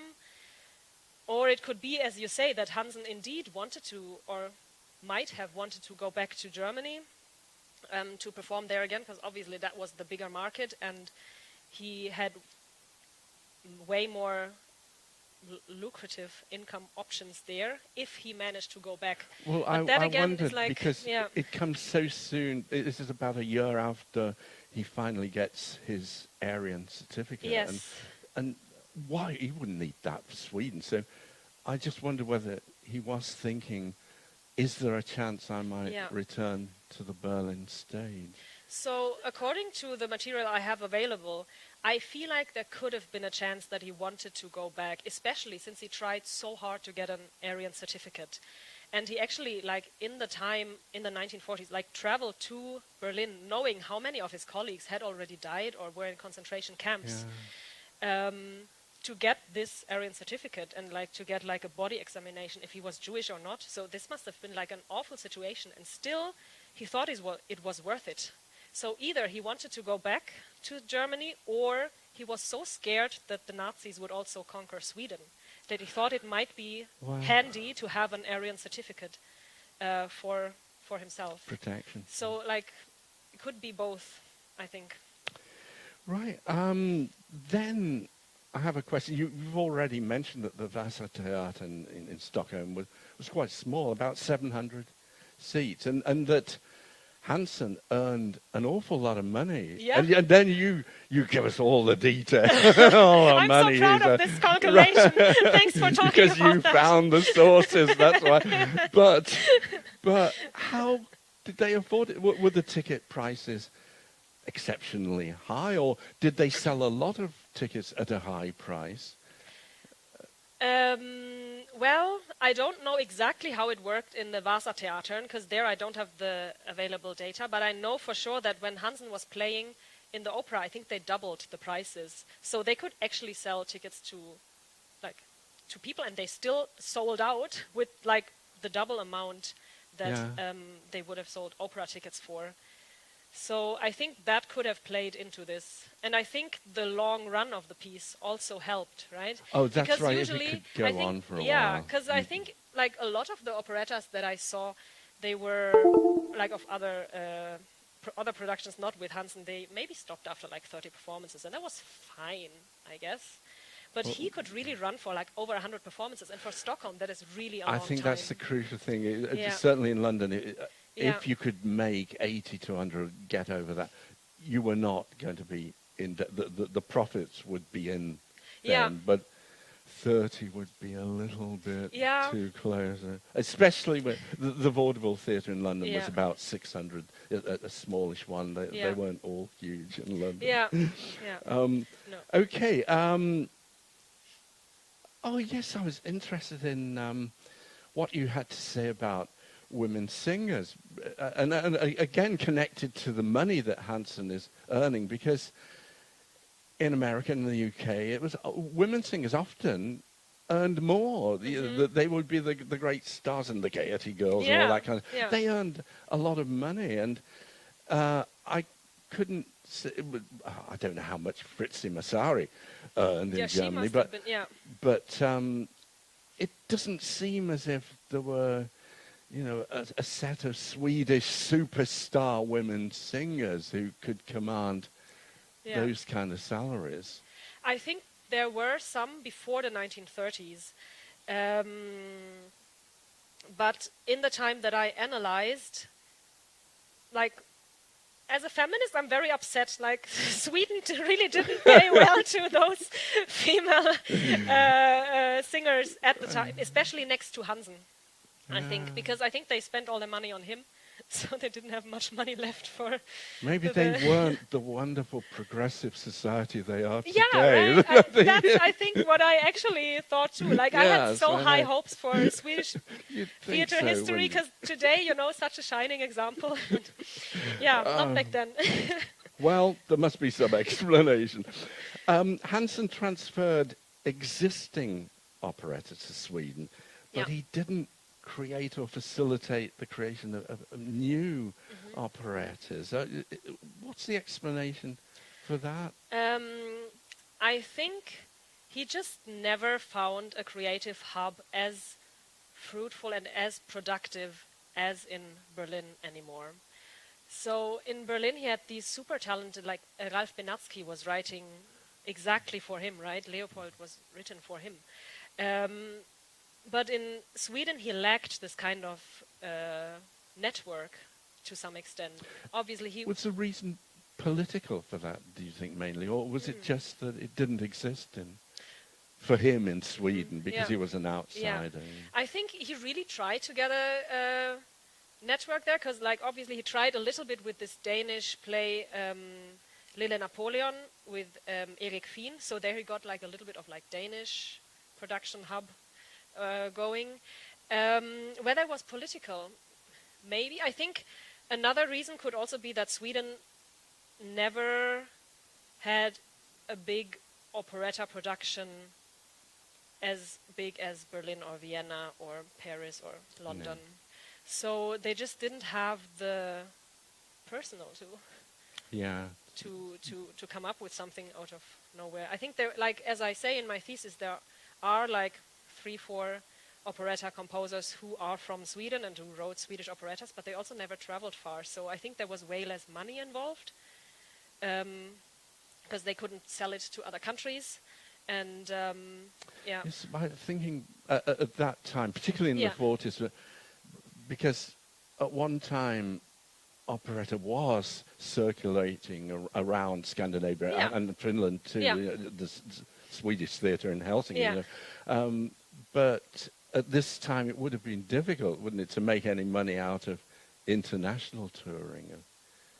It would have been difficult, or Yes, yeah. that's what Yeah, I thought, that's- because yeah. of the political Yeah, true. Yeah. situation. So obviously he could not really cooperate a lot No. with like people from abroad, because like the borders were not as open as they are today in Europe. Yeah. Yeah. And these kind of cultural networks tend to be Yeah. ones that cross borders, don't they? And I think especially also back then, especially when I looked at Heinrich Schnitzler and how he tried to actually stage something in Sweden, it was extremely difficult to, like, with people like moving all the time and then sending letters, and they were sent to a theater where they were not anymore. So like the communication got so delayed so easily. Like there were so many things, even if you got like a visa to go to another country, like even just like getting the appointments and everything together was so much more of a hassle. Yeah. I did wonder on that sense of networks and crossing borders, why Eric Charell, the producer of Im Weißen Rössel, didn't get involved in Hansen's production in Stockholm, because he got involved in plenty of others at the Coliseum, London, and New York. He got involved in it, you know, and he was kind of seen as a figure that would really make it work. But they did without him in Stockholm. Yeah. I actually wonder myself, because I have never read anything like where they mentioned or considered that he should come to Sweden, at least in the material that I analyzed. So I think for them, it seems like Max Hansen was like the alternative that they could get, because he could speak a Scandinavian language, and they were like, yeah. That'll do. And he that knows the piece well. Yeah, That's it. exactly. Okay. Let's move on to chapter 3. So the Stockholm productions and adaptations. I wondered how many of the Swedish libretti to these productions have survived. You know, we're lucky in the British Library because they all had to be submitted to the Lord Chamberlain's office until about 1967. So the British Library has libretti of all the English versions of operettas, but did they ever have to be submitted to someone who acted a bit like a censor in Stockholm? Yeah, but that was earlier, until like the early 20th century. So in the time of Max Hansen, they did not have that to that extent anymore. Like, I mean, Yeah. exactly. It's like a super lucky incident for us, right? To get all the documentation from censorship protocols. That was not the case for Stockholm. Like the stuff that survived, I got mainly from the own theater's archives. Right, so you Yeah. really are relying on them not having put them in the trash can. Yeah, and like sadly, some of them did, obviously, because Yeah. the theaters changed directors so often, and I think Vasatheatern like kind of is made into a hotel today, and it's like not really like to the same extent like as you would think of like maybe the Volksoper in Vienna or other operas where actually they have a huge archive for themselves. Since they changed so often also the concept, they didn't really keep So you're in the same position, presumably the same position with trying to find orchestral parts for the version. I didn't find any. Like I listened Just to gave up in recordings. despair. Then. Yeah, and I looked. I had piano reductions. Yeah. There's still a lot of operetta production practice in these years that would often be from a piano reduction, just writing in, you know, piccolo comes in there, trumpet comes in there and all that. So you really are looking for orchestral parts and then trying to put them together, but actually, what a headache. Yeah, it's actually quite comfortable to work with a piano reduction, right? Okay. Where am I now? Oh, although you say Hansen could sing as an operatic, as a tenor, you know, that he often used the technique of the diseur, and it's kind of something I associate with French tradition, the Yvette Gilbert and so on, you know, the diseur. I wondered where he learned this technique. Most people familiar with musicals and everything, always think of Rex Harrison in My Fair Lady, you know, because he could only sing 6 notes so after training. So he half speaks and does it well. But Hansen has his own quite skillful diseur technique. And, do you know how he learnt that and where from? Well, I know that this is definitely not where he learned it, but he was in the choir of the Munich Opera House as a child, so he kind of got a good musical education from early onwards. And then he was this kind of wunderkind that was traveling through all of Europe when he was, I think, 12 to 16 or something, where he was actually performing and singing as the little Caruso, like also yes, again like not the little Napoleon, the little Caruso. Little Caruso, yeah. So from there certainly he had more like the opera tradition learned. I wonder if he then on these tours may have received some impressions from like other countries' styles, but then also I think as a cabaret artist, for him language and understanding of the lyrics was very important to him. So I think this was think of it. I think he made a recording of the Executioner's song or the Mikado's song in Der Mikado. He did it in German. And of course, Gilbert and Sullivan patter songs often, for a comic character, will call for that kind of technique. You know, he had such a variety of experiences. Maybe it's not so strange that he should fully be able to conquer this diseur technique. Jazz in Sweden was the next thing that interested me. I was wondering, was it generally associated with the Paul Whiteman style of symphonic jazz rather than the kind of hot jazz of Louis Armstrong and Benny Goodman? I'm thinking the jazz in Weiss and Russell. Actually, that's half and half compared to the really sweet sound of hotel jazz kind of stuff.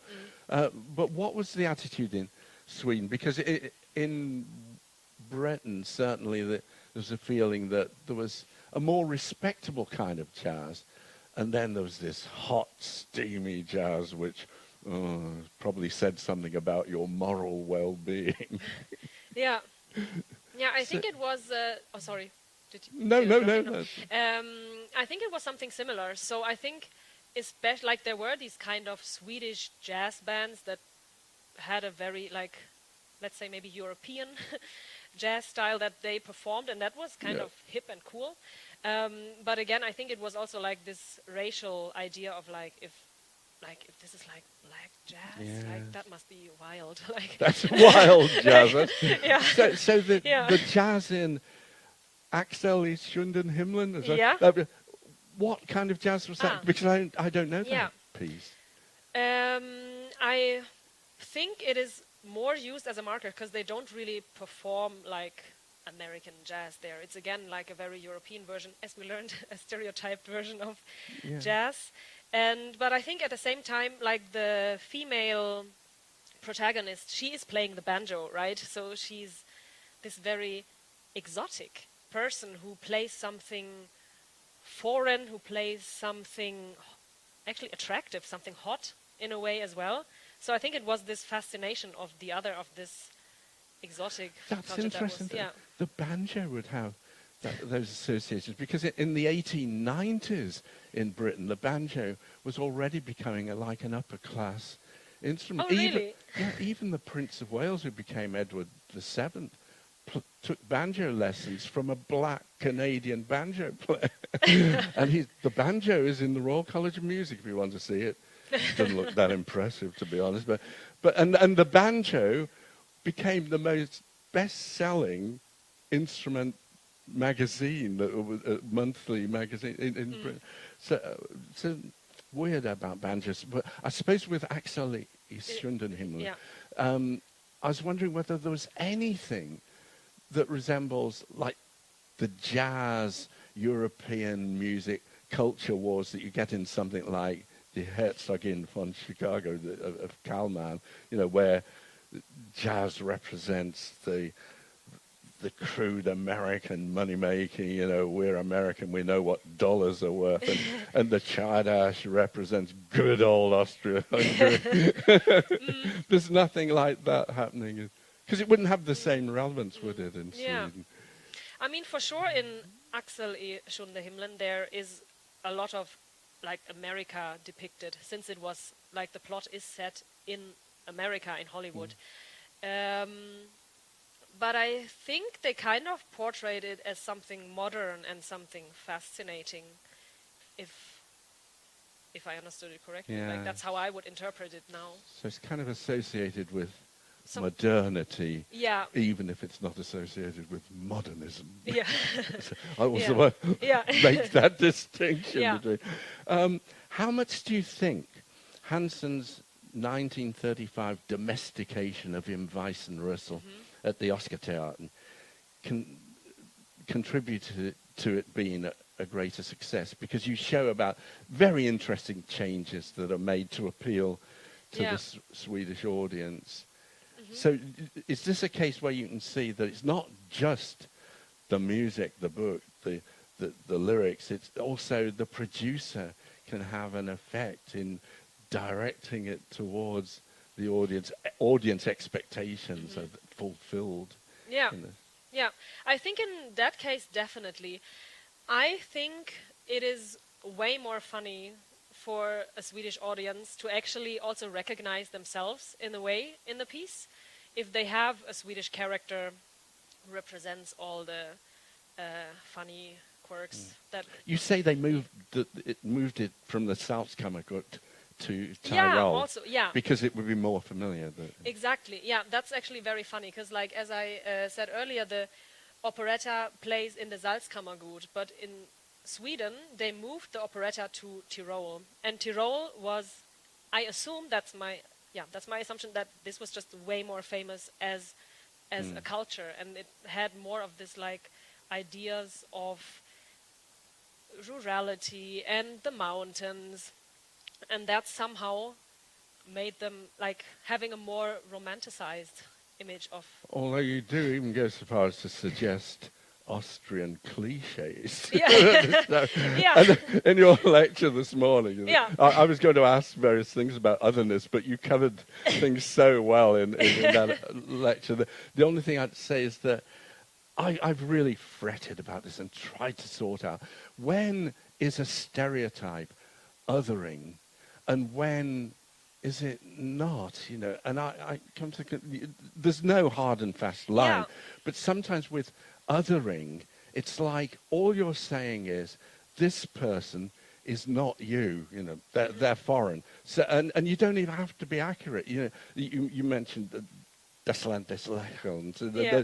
but plenty of people would write exactly the same kind of music, and it's Japan, not China. Some people, you know, I found examples where something's meant to be Africa, and they use the same music for Brazil or something. Or what's the other thing? Oh, even in the late 18th century, early 19th century, people get confused. Is this the Turkish style or the Hungarian style? I think Beethoven's Rage Over a Lost Penny, I don't know what the German title of that piano piece is. He marks it as the wrong style, like alla Ungherese or something, and it's really alla Turk, you know. So, and I think othering is a bit like that. You know, you're not trying to imitate at all. You're just trying to point out, these people are not you. These are foreign Johnnies. They're not like... And then stereotyping, it's often... like you said about yourself, you know. Yeah. Okay, I'm German, I drink beer, and I'm very punctual. But people think, yes, and your point is, my point is that I'm not like that. But, so anyway, I just wanted to say that, but I'm not going to ask you questions about othering anymore. You covered that very well in the morning's lecture. Where did Swedes stand at this time, the 1930s, early 40s, on the question of German Jews? You know, that many Jews considering themselves, as Schoenberg did, you know, I found something that will ensure the future of German music. He didn't say of Jewish music. But many German Jews think, I am German. You know, it's the Nazis that are forbidding me to have this identity. Where did Swedes stand on this? Did they think of a German Jew as German, or did they think of them as Jewish? Oh, it's probably an impossible question to answer, I don't know. Yeah. I know for sure there's research on depictions of Jewish people in films of that time, and very often they mocked the Jews, or they stereotyped the Jews as having like a German accent in Swedish. So somehow Germanness and Jewishness was connected, at least in films. How they saw them in like reality, in I think that I cannot answer, but for sure, like within the media, there was at least an overlap between the two. I was thinking because it's not an easy thing to decide. The Germans themselves, with all their Mischung categories, found it really difficult, didn't they? And Bernatsky, of course, at one time he appeared on the Kulturkammer list as Jewish, and his music was banned, I think, in 1938. And it was, well, you know, his wife was Jewish, and then when he remarried, he married another Jew, so he must be Jewish. And you know, it's not... How do you tell? And then, or how much money have you got? And I'll give you an Aryan certificate. It's ridiculous. Okay. What can I'm going to go on to chapter 4 now, which is should be easy enough. This is just a small series of points on this very interesting chapter about dissemination and all the implications of operetta, what it means for businesses here, there, and everywhere. Could you just briefly say a little more about the local theatre reviews that featured hits from operetta. Were these variety theatres? Was there a kind of music hall culture in Stockholm? Or I think the revue culture was quite big in Sweden, but I mentioned, for instance, the New Year's revues, and they are, I think they are very different from what people know from other countries and how they did this, because I think Swedish theaters used these revues as kind of a trailer for the coming season. So it's not like looking back to the past year and make fun of the history that happened or the politics or the gossips of the city from the last year, but rather a look out what the theater would present in the coming season, or maybe in 2 months. I see that. Yeah. And what about the folk theatres in the parks? Were these open air summer theatres that they weren't closed pavilions? They were open to the elements, and they would also perform operetta. Yes, and this is actually a point that I think I would be so curious to explore more, because as so much research has already found, operettas were an urban phenomenon, and they were very much about like the metropolis. But I think Sweden is a case where operettas were huge on the countryside, and I think we kind of neglect this part of operetta history if we only consider it as a genre of the big cities. And I mean, obviously today it is maybe a little bit more marginalized, and it's often like mocked for being played in these small theaters on the countryside, and they do those old jokes. But I think like this is still something that many people go to. Like, this is something popular, and this is also something that was in history happening on the countryside. So, and I think these folk parks like play a crucial role in this, because every summer theaters would go on tour and actually perform the operetta. So in the countryside, rural communities, could they become familiar via records? And I don't know the spread of Swedish radio, or whether Swedish radio had resident musicians, or whether it played records. You know, the BBC radio in London did both. Sometimes they play records and then not tell you much about them because they regarded it as advertising. But they also had the BBC orchestra to play. Yeah, so I think it had both elements again. So there's research how the radio spread in Sweden at that time, and I think by at least the end of the 1930s, people on the countryside could listen to a radio, and even if not every person had a radio, like you had a neighbor, people could kind of gather around. And do you know what the expense was? Did you have to buy a radio license, or? Yeah, there's research about it, and I read it. I think you had to buy a license. Yeah. And how much were the records? Were they expensive? Or? There's also articles about this. I think they said that I know for sure that a gramophone, like buying a small portable gramophone player, was, I think, half a salary of a worker. Right. And then gramophone, like records, I'm not sure about the price, but I'm pretty sure that they were spread out. And I think as well, if you had a radio license, they had these gramophone hours. So they were broadcasting recordings. So this is how it disseminated. Yeah, so every day they had gramophone hours. All you need is some reasonably rich person in the village to buy the gramophone and some records and invite friends round, or village hall or something.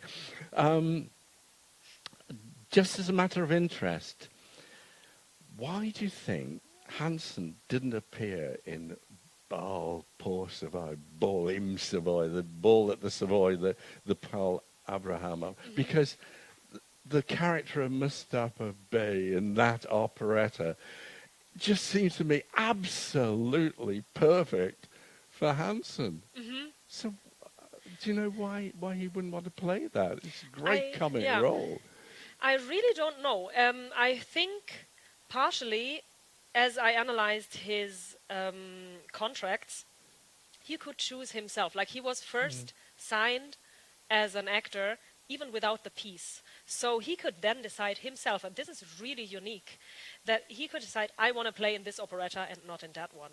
And I would imagine that he wanted, either he wanted to play it safe by taking a role that maybe he felt like he knew a lot from previous experiences, and especially the Benatsky operas, they ran for so long, he had played them like 5,000 times before he came to Sweden. And maybe then it also played into it that Swedish was not his mother tongue. So even though he managed quite well, I think, I'm sure that he felt way more comfortable performing pieces that he knew inside out, like by heart, like Im Weißen Rössel or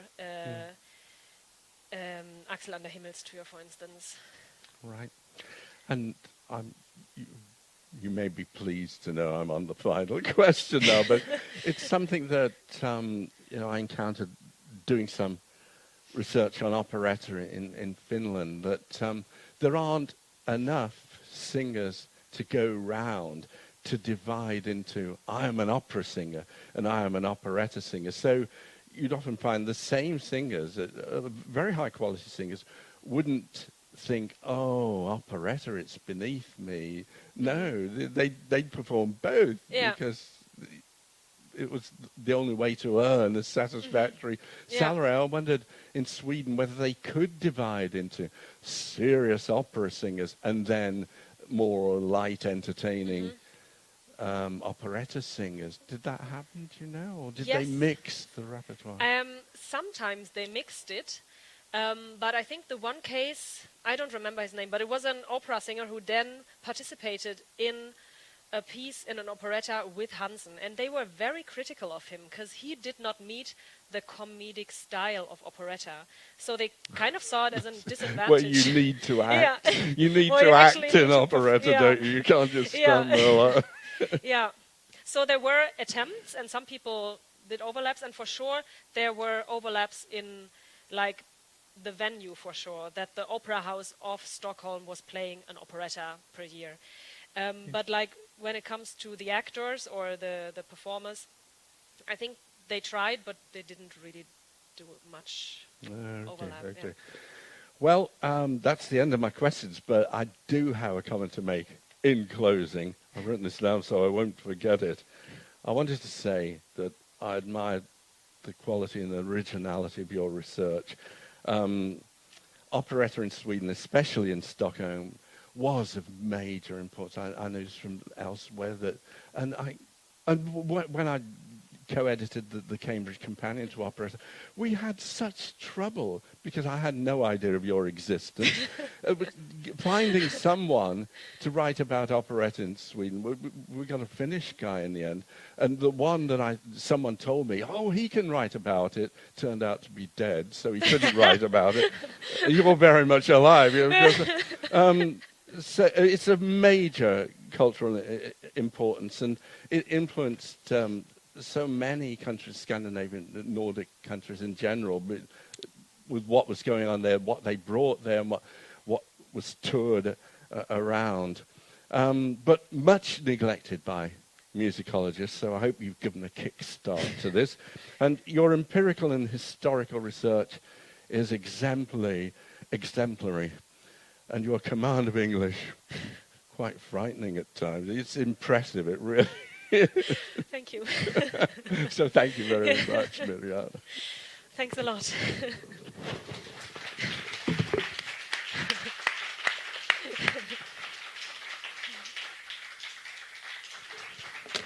Thank you very much to the candidate and to the first opponent, Derek B. Scott.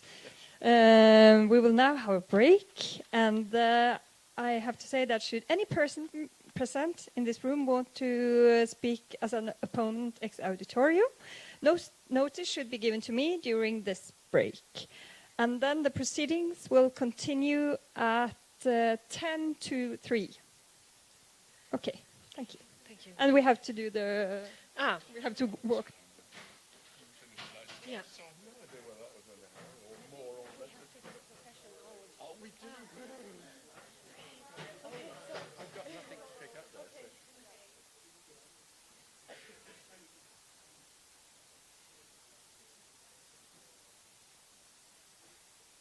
Is it okay? Okay.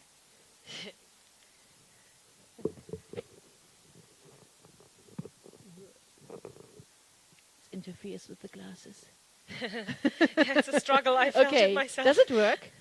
Yeah. Wonderful. Okay, so I would try to prevent that we have a kind of a quiz situation and more maybe a kind of a talk. So we have 1 hour to go and to discuss your wonderful thesis about Max Hansen. That doesn't work. Okay. Let's see. Well, during this conversation, I think, well, we will probably enjoy. I will maybe also tick on some issues which maybe we disagree, but please, this is just a kind of a, of a discussion in a scientific field, which you will enter, probably. So, first of all, maybe let me congratulate to your piece of work. There it is. I think you have put a great deal of effort into it, and it has been worth to do so. So you have done well. And also, as Derek already pointed out, I think it was vitally important to research deeper into the work and the biography of Max Hansen. And thank you that you did this work. And I think you made a significant contribution to the academic community with this. So, yes, thank you again. And when I start saying that I'm very grateful for all the effort you put in this, even though I might have some critical points, take it as a constructive starting point, okay, for further reflection and discussion. And I look forward very much to having this also in the future in the scientific academic community. So I have a kind of a warming up question for you.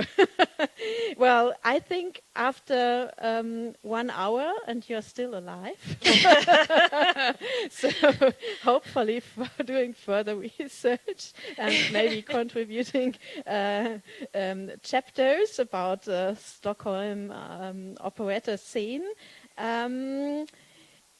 you have come a long way with this research. You are probably already warmed up, but if you were to start this project again, just imagine today, are there certain things you would do differently? So would you change anything about the research design, about the process you did in? Would you focus would your focus change? Do you have different questions? So it's a kind of reflecting about the process of writing this piece. Well, funny enough, I'm quite happy with how it ended up, but I'm very unhappy with how it started because I started this research very broadly by just thinking, Swedish operetta, I think that's a thing. Let's look into this. So I tried to cover anything from, I think, early 1900 to 1950, and I got lost in the huge and massive field that I got into.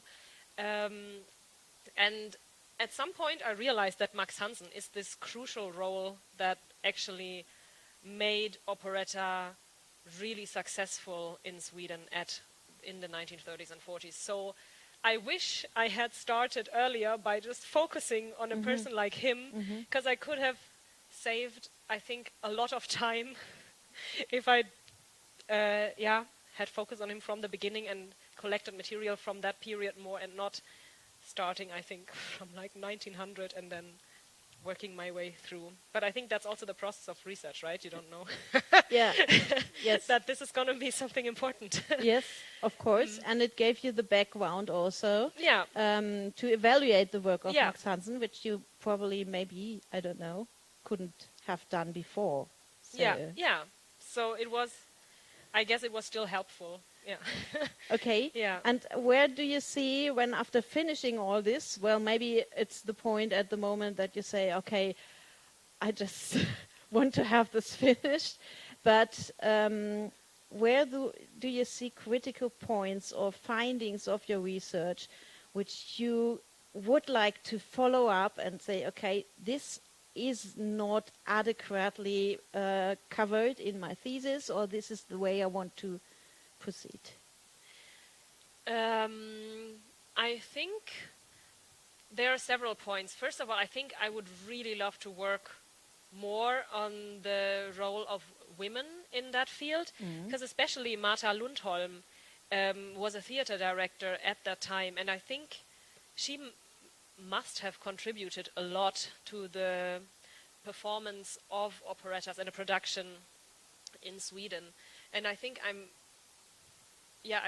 very sad I didn't have more time to look into her work, for instance. I think she might also be a very interesting case, especially when I read letters or of Max Hansen talking about her, that there was, I think, she must have been important, and I think that was something I would love to continue on. Okay. Yeah. You pointed out also in your conclusion about this. So yes, so definitely, and I think you also thought about Kardemoma. Yeah, exactly, and also like how many more Germans actually went to Sweden in that time, because this didn't finish in the 1940s, right?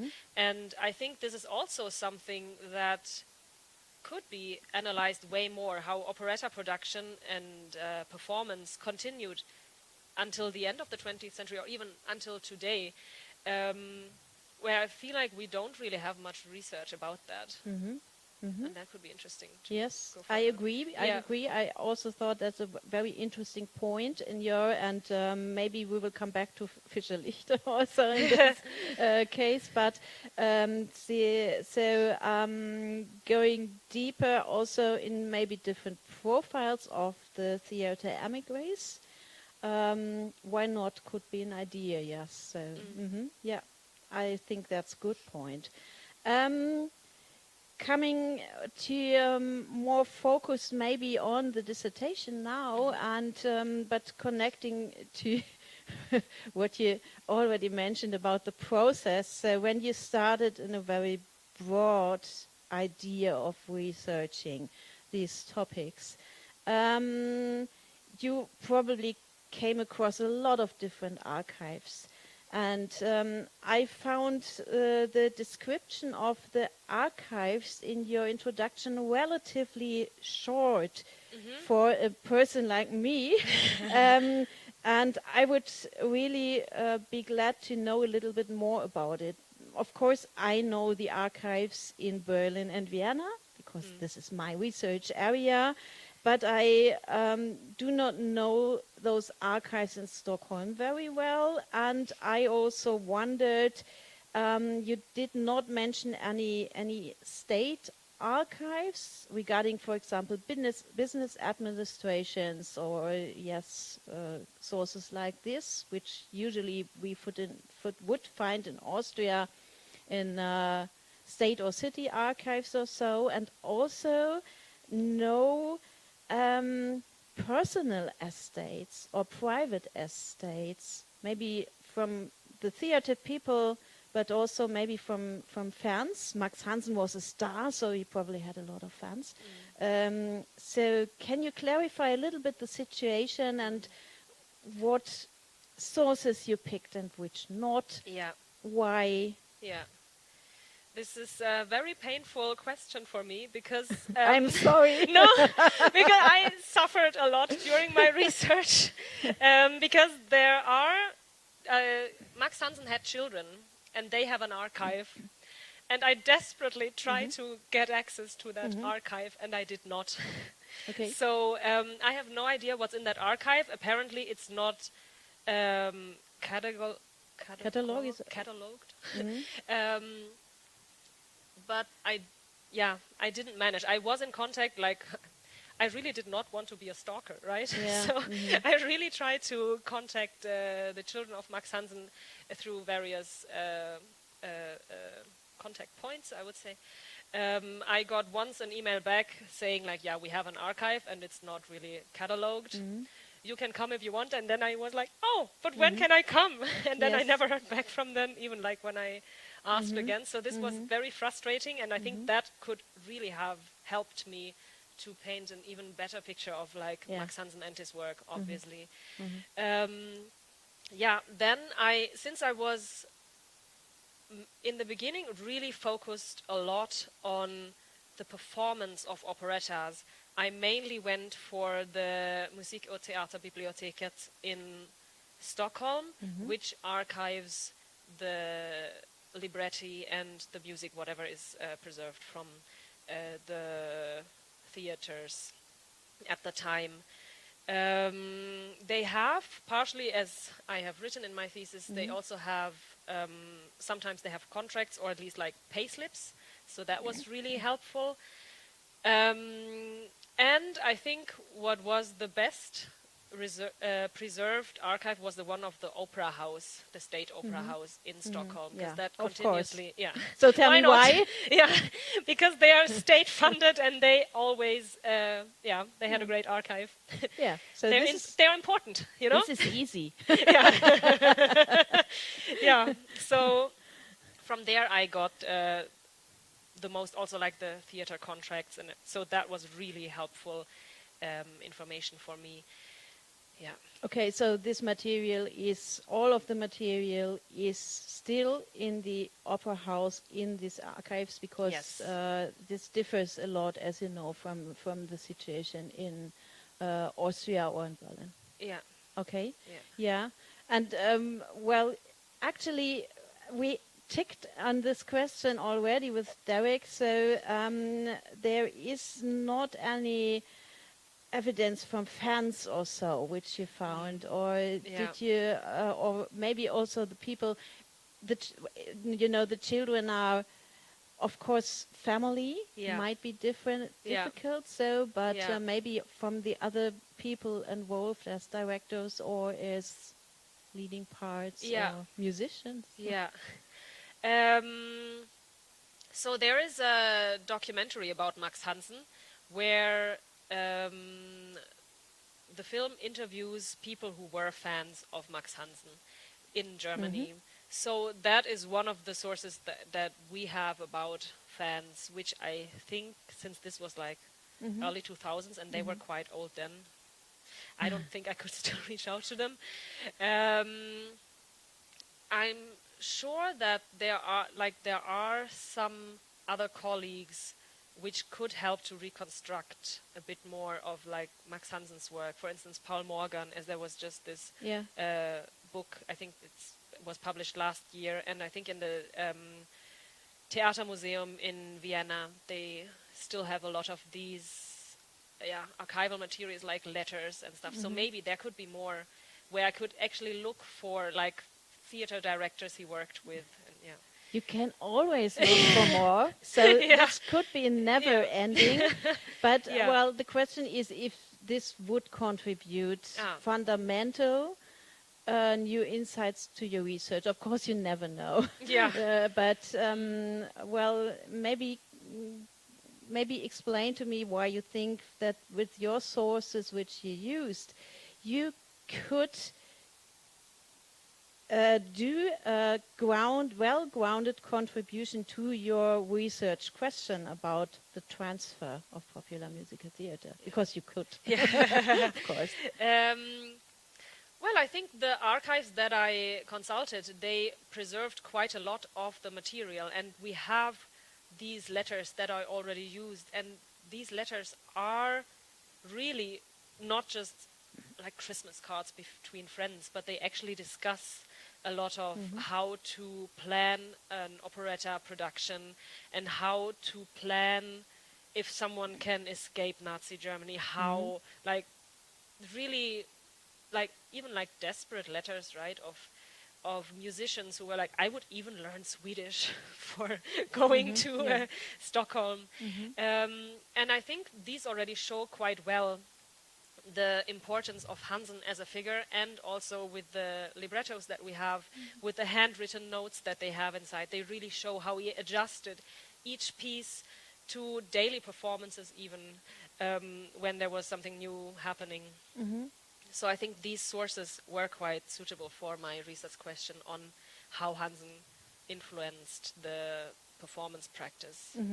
Yes, I think in this field of the question as Max Hansen as a contact point for other people who desperately wanted to emigrate from Austria or Germany, I think you found wonderful sources and to shed light. And I'm not sure if the Paul Morgan thing could be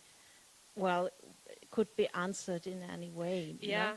But well, there are at least some sources now for this. I think what's tricky, but you also talk about this in the dissertation, is always the question of performativity. And as you said, which is interesting, you focused on the beginning, you focused on that, and that's why you went in the archives of the State Opera and of the institutions and looked at libretti and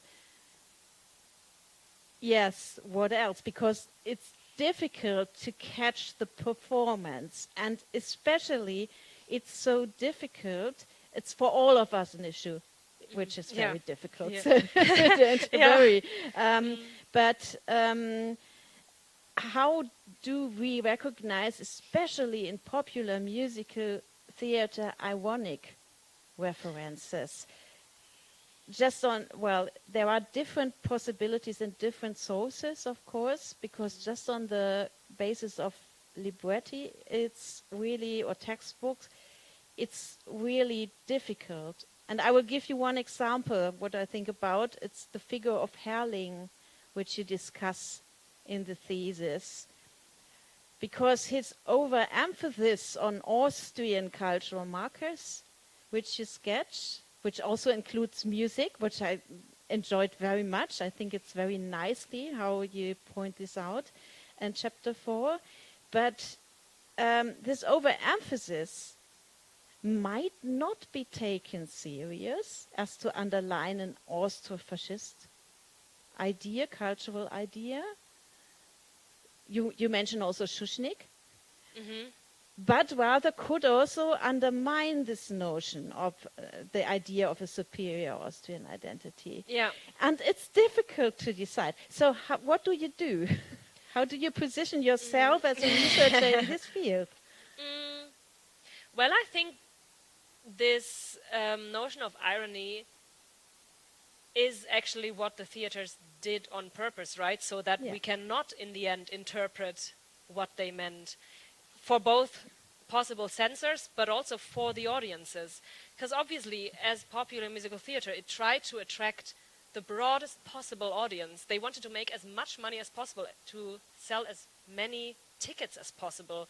So obviously, they tried to stay very fluid in a way that they really could not be pinned down to one opinion. And people who watched the operettas could either interpret for themselves, that's funny, he's making fun of fascism, or they could be fascism, be like, that's cool, he's really propagating fascism. And I think that is the power of operetta or satire in that way, that you can interpret it in so many ways. Yes, and so what do you do as a researcher? With this? Well, I think that this is especially also interesting when you consider the role of Hansen, because I really struggle with this question. Because at first, like, looking at how he was in Berlin at the cabaret, in the circles of like cabaret people, he was extremely left-wing, right? He made fun of Hitler and sang a song about him of being gay.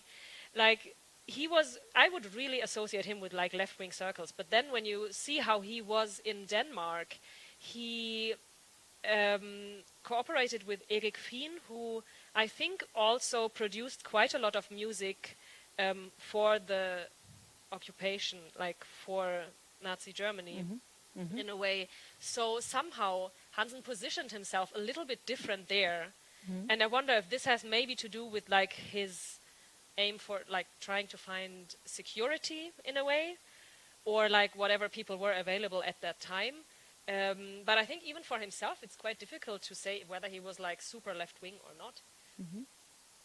So yeah, it's very hard to make sense of this. I don't have a final answer on his position in that way. Yeah, And to open this up and to make this clear in your dissertation and also now when you talk, I think that's the crucial thing, to open it up to everybody, to make it transparent. Yeah. And well, talking about, you said, okay, it has to appeal to everybody, popular culture. I actually wondered if you regard opera as a part of popular culture. Operetta. Habe ich gesagt? Operetta. Operetta. As a part of popular culture. Today? Or No, back then. then? Back then. Yes, I think it was the core of popular culture. Why? Tell me why. When you look at for instance, the radio programs of the time, you see that they played maybe one famous opera aria from, I don't know, Verdi. Then they played 2 folk songs from the southern Swedish countryside, and then they played 10 songs of operetta songs. So I think this really is telling in the way that operettas was, dominating, at least like the hit parades on radio. And then if you look also, especially in my 4th chapter, I talk about how much advertisement was done around them. It seems like many people could somehow connect to it because it made sense to make advertisement and marketing with operettas. Okay, so you would regard this kind of the amount of arias played in a radio program, or the amount of people going to the theater, or? I think it all plays in. So it's like the amount of people who actively purchased tickets. It's the way how the industry used operetta for marketing, and I think it's also how it was used, how operetta was spread out to also public performances. When even like when the king had his parade, like the soldiers of the military, like parading for him, they played operetta songs. Like it was just everywhere. Okay, and while mentioning the last chapter, I would like, and connecting to your thoughts, which you outlined here, I will just quote you because I disagree. You write, the last chapter discusses alternative forms of popular musical theater transfer. And I would like, and you know, it's about all those media things, radio, and I would like to point out that I think these are not alternatives. It's not an alternative form. It's fundamental. It's fundamental for popular culture and for this genre of operetta to integrate it in this system of popular culture. And maybe when you follow up this path, it's not, it's not about, we have the performance, but it's embedded in all the system. And you do this in your dissertation, but it's not an alternative. Yeah. It's crucial, okay? So don't make it smaller, because I think it's really, really important. And I am really glad that you researched all those media contexts or media transfers, but in your thesis. So don't get me misunderstood, because you do this actually but I think it's crucial. Yes, it's so important. It's so important. And that leads me to another question, which I just asked myself, why? And I think we tickled also at this with the transcreation question of Derek already. Because why hermeneutics? So could you outline or explain just for me a little bit, where do you see the benefits of applying this framework to your field of study, to operetta as a popular culture? And maybe also if there are limits, because maybe might be a good thing for one part, and maybe also change of perspective is necessary to highlight other parts. Yeah. So I think this plays a lot into the interpretation of satire and irony again, where I feel like there are so many ways in which we can interpret texts or musical theater or music, where I felt like I needed a framework that kind of ensures me that, like, this is a struggle, as we just discussed. Like, we can never know, like, what was actually the true meaning that they meant or that people understood. And I think hermeneutics, in the way, by having this approach of saying, like, yeah, maybe we have a collective subjectivity that other people also contribute, and we invite other people to discuss the meanings. And if we maybe all come to a similar conclusion, then maybe we can come a little bit closer to the meanings of operetta. Okay, and limits?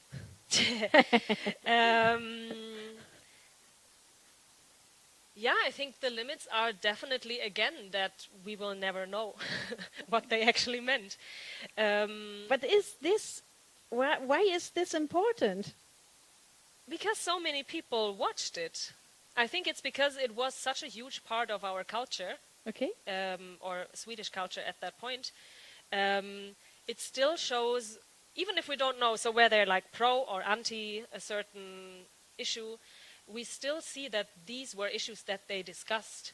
And I think this is an important factor to try to make sense of, like, for instance, when you look at the time period that I looked at, like, how did people actually make sense of, like, this tragedy or this horrible, like, National Socialism and the Holocaust? Like, how did they think about this? And obviously there are, like, different opinions on this in our society, but when we see that they actually talked about it, it shows that it was a topic that they were bothered by, or that they were concerned with.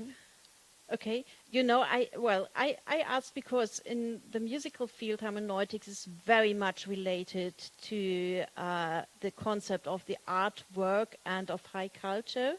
So that's where it started, of course, and I think it's kind of, well, for popular culture, it you quoted Stuart Hall. So you are already you know this. So they tried to invent different frameworks, actually, because people, and you said in the discussion with Eric, well, it's not this concept of an artwork. You talked also about the aura and about the fluidity of the operetta from the scratch on, and so these worlds on a first glance seem to be very far from each other. Maybe they are not, so that's why I ask, and I ask you to convince me about this. Okay, so but so this is what I thought about when you So I think what is so fascinating about operetta as a genre is that, like we all know, it was very neglected, both by music historians, but also like by scholars that call themselves like popular music scholars for a very long time. And I think it's especially that in-betweenness. And I think I kind of want to challenge the notion that we say, like, oh, we can only analyze operetta with the tools of either serious music or entertainment music, because I think we should way more overlap all these methods that we have. Okay. Yes, and so we come a little bit across the fluidity again. Yeah. So we have fluidity in different fields, and well, you apply it on Max Hansen in your thesis, but maybe, well, let's see what the future brings. Okay, and following up this well, idea of fluidity, what you also took up regarding the biographical situation of Max Hansen and his idea, well, who, of course, national identity, but also his individual identity, and where do I see me or ascribe me to? And he's very flexible, kind of very flexible. And I think this fluidity catches this well. But I just wondered, because you tackle the issue of mobility in a headline of one chapter, it's in the introductory section, didn't you ever consider to apply, it's on page 17. Wow. But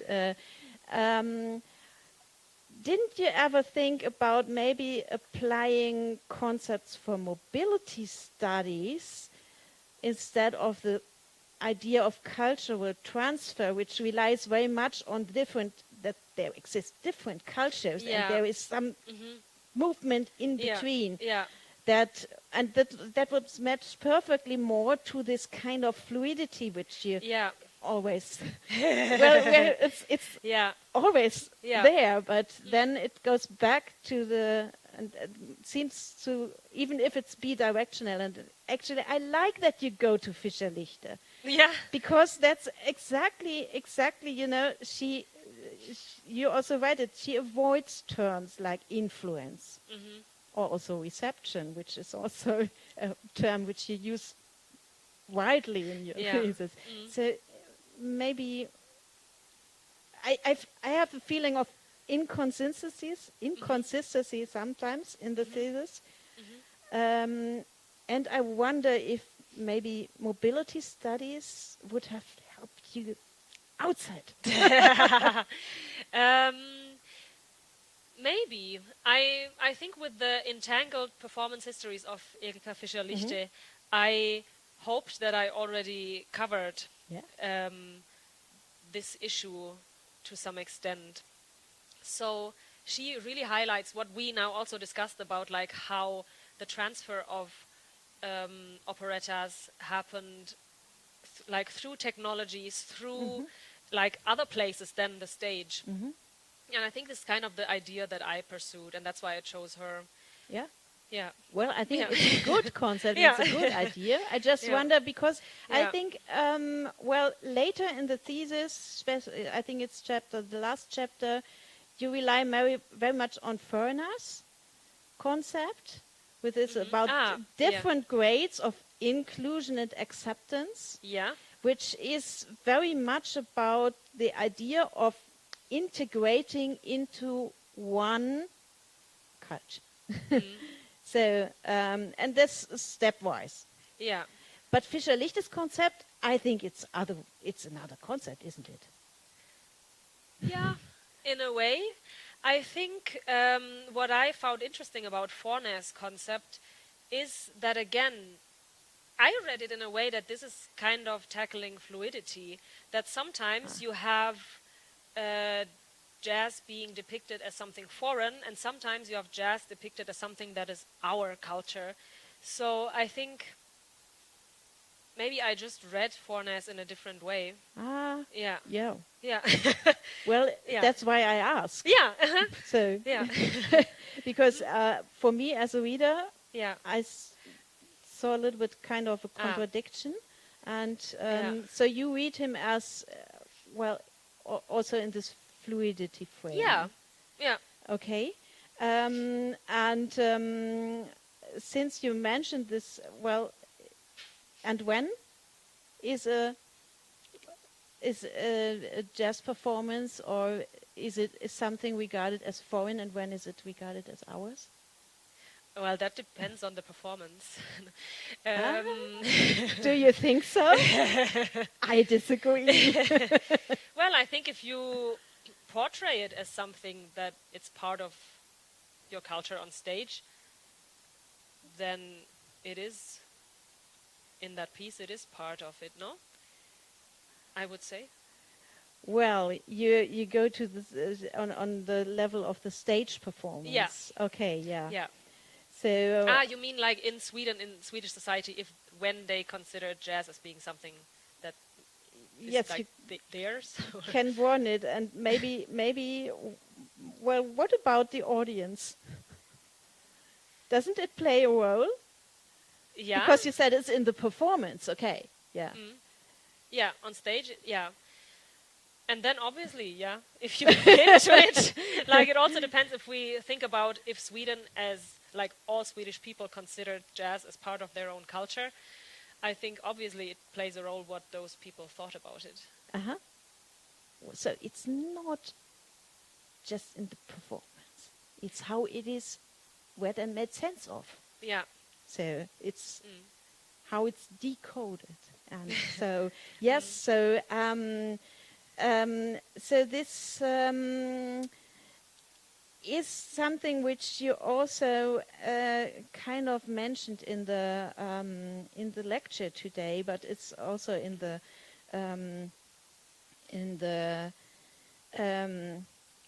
thesis.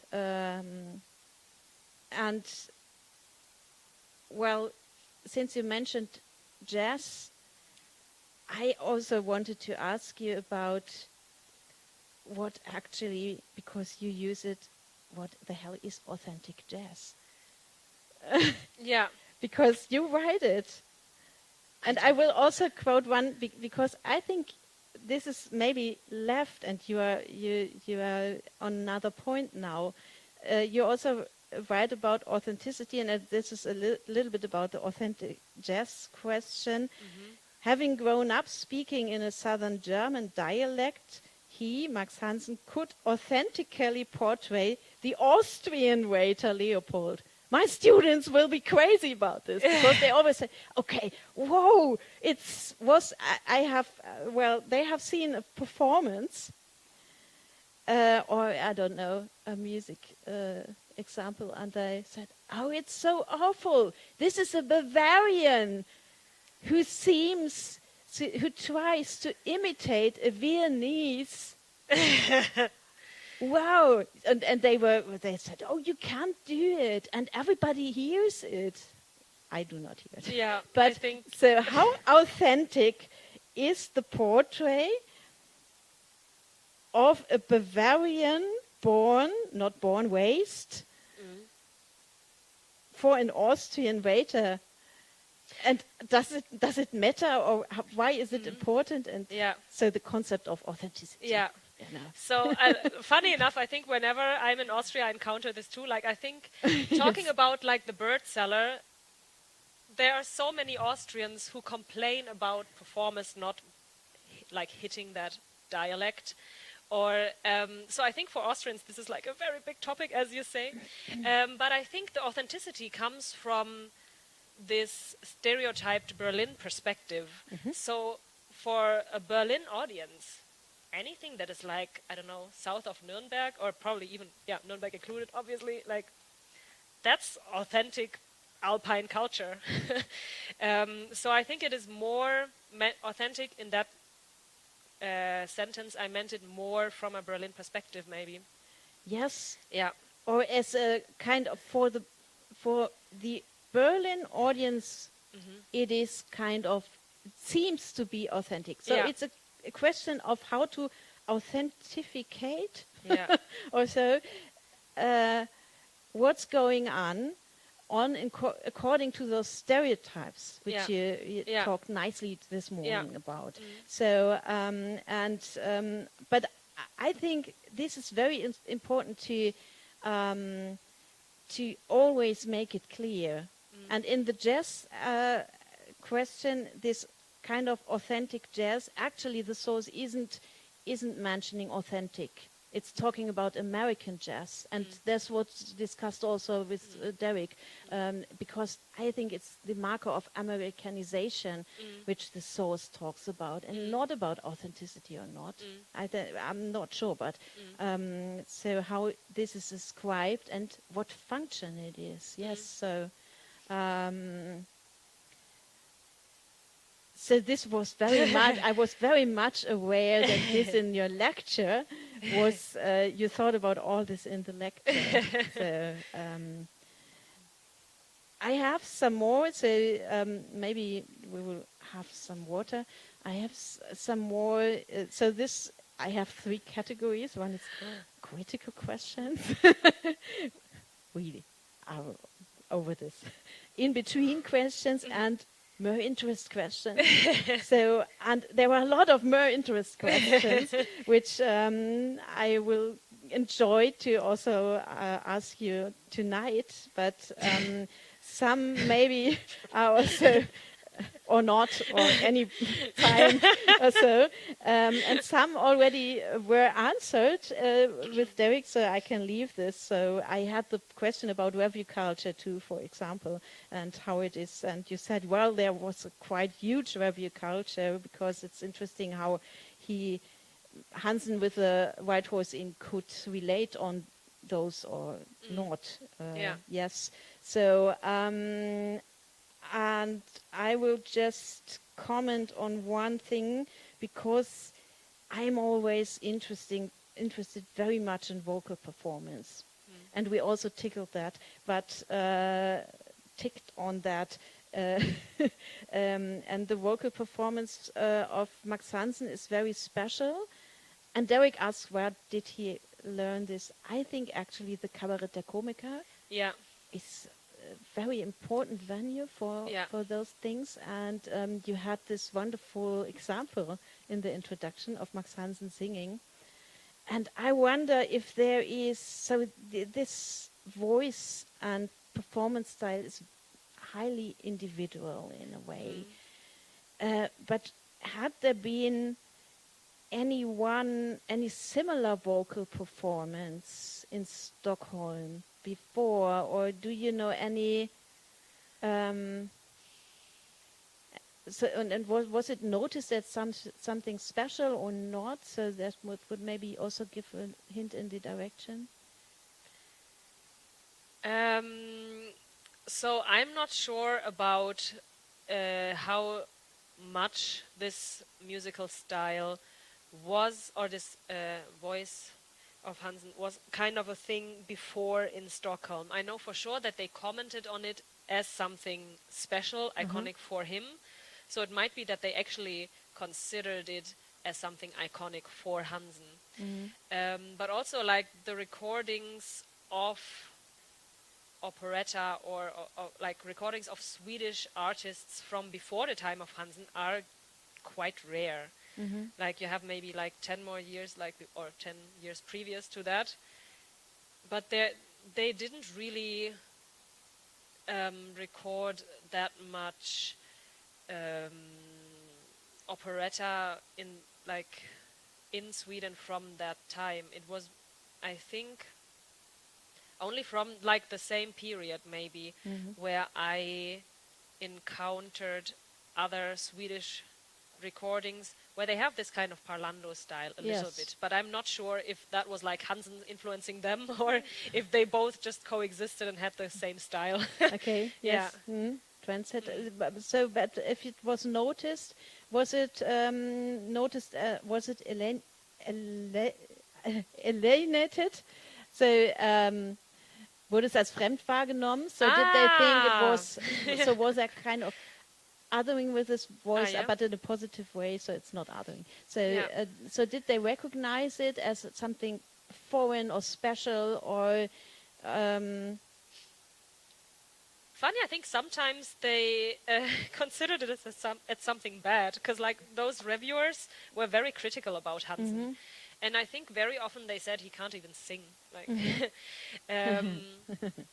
so I think in a way it played into his othering, in a way, but So yeah, it played a part, but maybe not the main part. So it was Yeah. part of this othering of Hansen. Yeah, and those journalists, that's a question I asked myself too. What was their background? Because in the Berlin scene, it's quite different. Usually, the critics come from a straight theater background or even a literature studies background more. If somebody is from the opera department or the music department, there's well, of course, the review is different. So I asked myself about the journalists in Stockholm. Could you say a little bit about the professional background they had? Yeah. Some of them were actually active musicians themselves. I know one of them was a composer, so he composed like serious music.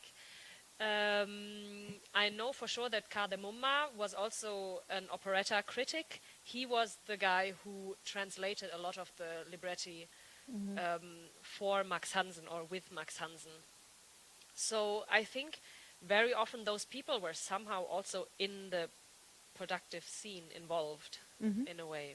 Insiders, Yeah, in a way. yeah, Ah, that's interesting. yeah, And it seems to be to relate much more on the music yeah, scene too. yeah. Uh-huh. I think so. Well, mentioning the MoMA, there is a kind. I think I always find it interesting if there are such couples, you know. Yeah. So it's kind of a productive couple Yeah. also. And I wonder, talking about the female stars, because sometimes there are those couples on stage, you know, like Massery and Pallenberg, or the Esters also. And there are these production couples in this case. But Max Hansen never found a female stage couple, or did he in So Stockholm? in Stockholm, in the first two productions, I thought that he would always end up with Margit Rosengren, who was the female protagonist in the first two operettas. But somehow after that, he just like changed partner for every production. This is very different to how he was performing, I think, in Germany and Austria, because he was dating Lizzie Waldmüller, which is a very famous operetta actress of that time. And they were performing together on several in several productions. But after they broke up and he married someone from like Denmark, I think seems like he didn't have a very long-lasting stage relationship anymore. Yeah. Interesting. Because this is also kind of, it's not only that the pair harmonize on stage, but it's also about a marketing issue. Yeah. Which is usually also talked about in newspapers and advertised, and so so he was more the single figure standing out. And that also plays into again how he produced his operettas in Sweden, because they were even more tailored towards him as the only shining singular act, or the star that everyone wanted to see. And he didn't really have female protagonists that could live up to that next to him. Or even if they were quite good, I think reviewers even commented on it and were like, he didn't let anyone else shine. Like his partner on stage, she was talented, but somehow he took all the light for himself. Yes, even if he was short. Yeah. Okay, we have some more minutes, and I would like to tackle one other issue, which for me was very, very interesting, and I think it's also an important research field in the future. And this is the Folkparken. And I think it's a very interesting issue, also comparing it to the tour productions. And maybe, I don't know, it's a little bit similar with the summer productions or touring they did in the Kurbäder, so in the seaside shores before the war, or also in the 30s. And I wondered how, yes, this is talking about the audience, also accompanied by mobility into the city. Yeah. You know, you have this touring production, and you emphasize very much that there is a kind of going into the rural sphere and having operetta there. But in Berlin, there's also very huge moving into the city to see these performances from the countryside, or from tourists, of course, but also short-time tourists coming from Dresden or so to Berlin. And I wondered if there is an exchange or so, if the productions go there. So, what can you say about this? So sometimes the productions had to be reduced in size because especially when you talk about Im Weißen Rössel, it was such a huge production in Oscarstheatern, they could not fit it on a summer theater stage on the countryside. So they necessarily had to alter sometimes operettas to make them performable at all. And sometimes they also replaced artists so that a secondary cast would go to the countryside. So it was obviously not always exactly the same production you could see on the countryside as well as in the city. And this also means that actually there was quite a lot of tourism going to Stockholm when Hansen was performing. There are newspaper reports that people came all the way from Finland by flight to visit performances of Hansen in Stockholm. And the entire flight was just filled with audience of Hansen. So this was indeed a thing, because people still wanted to see how he performed on the big Stockholm stage. Yes. So so the star is crucial. Yeah.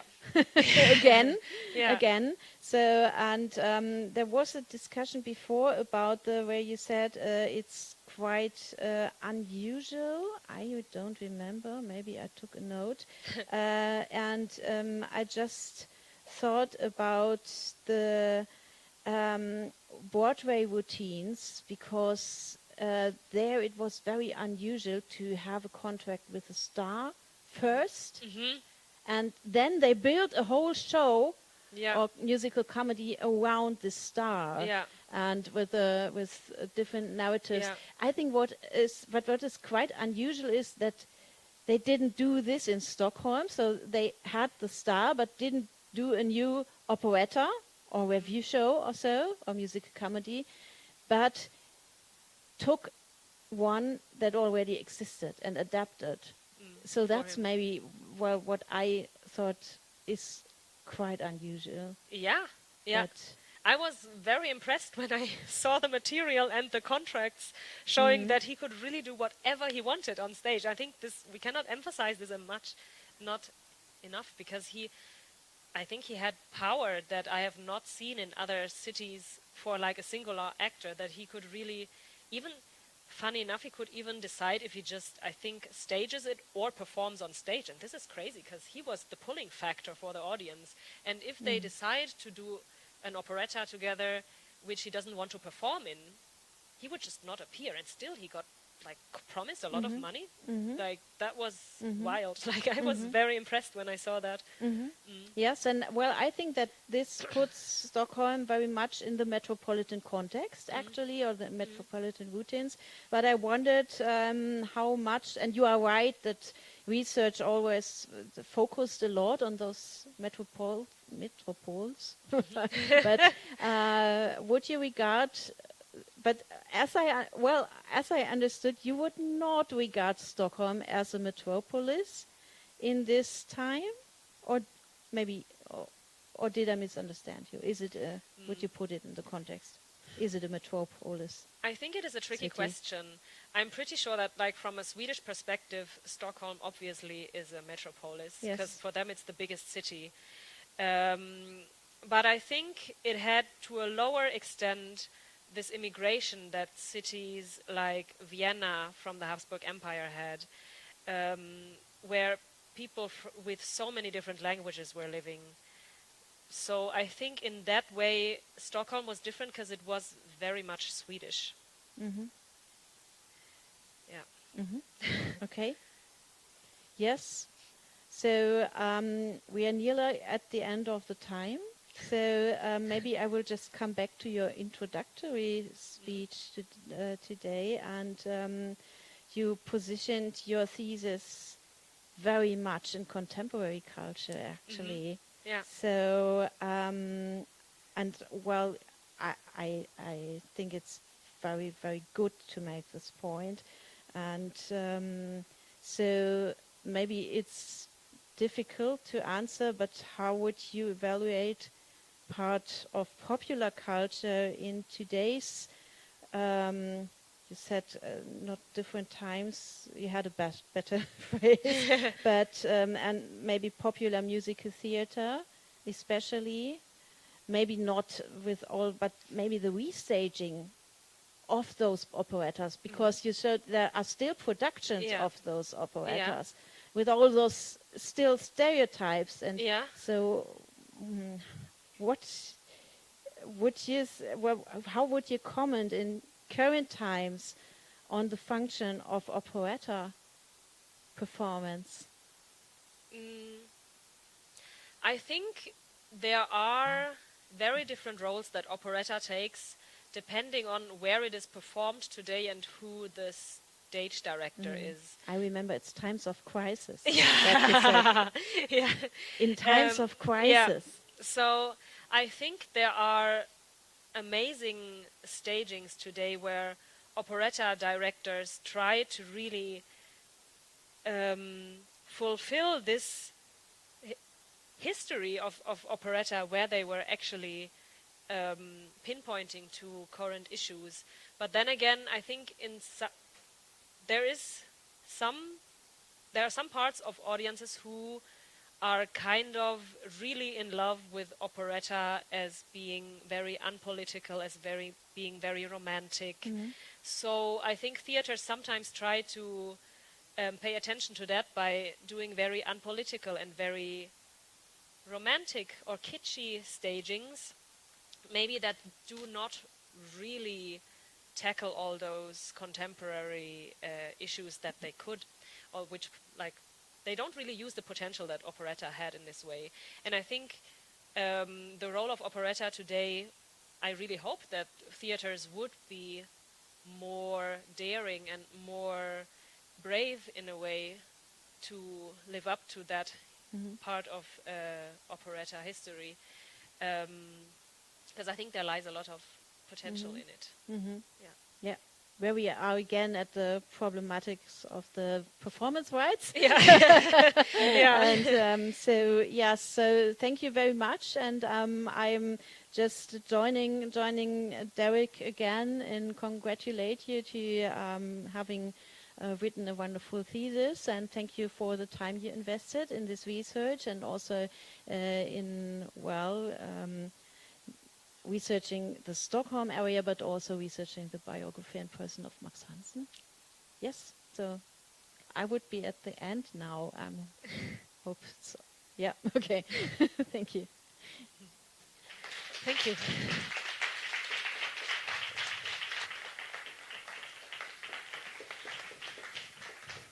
Thank you very much, Mirjana and Professor Caroline Starenberg. Since no one has stepped forward with a wish to ask questions ex auditorio, we can now move on to the final stage of this dissertation.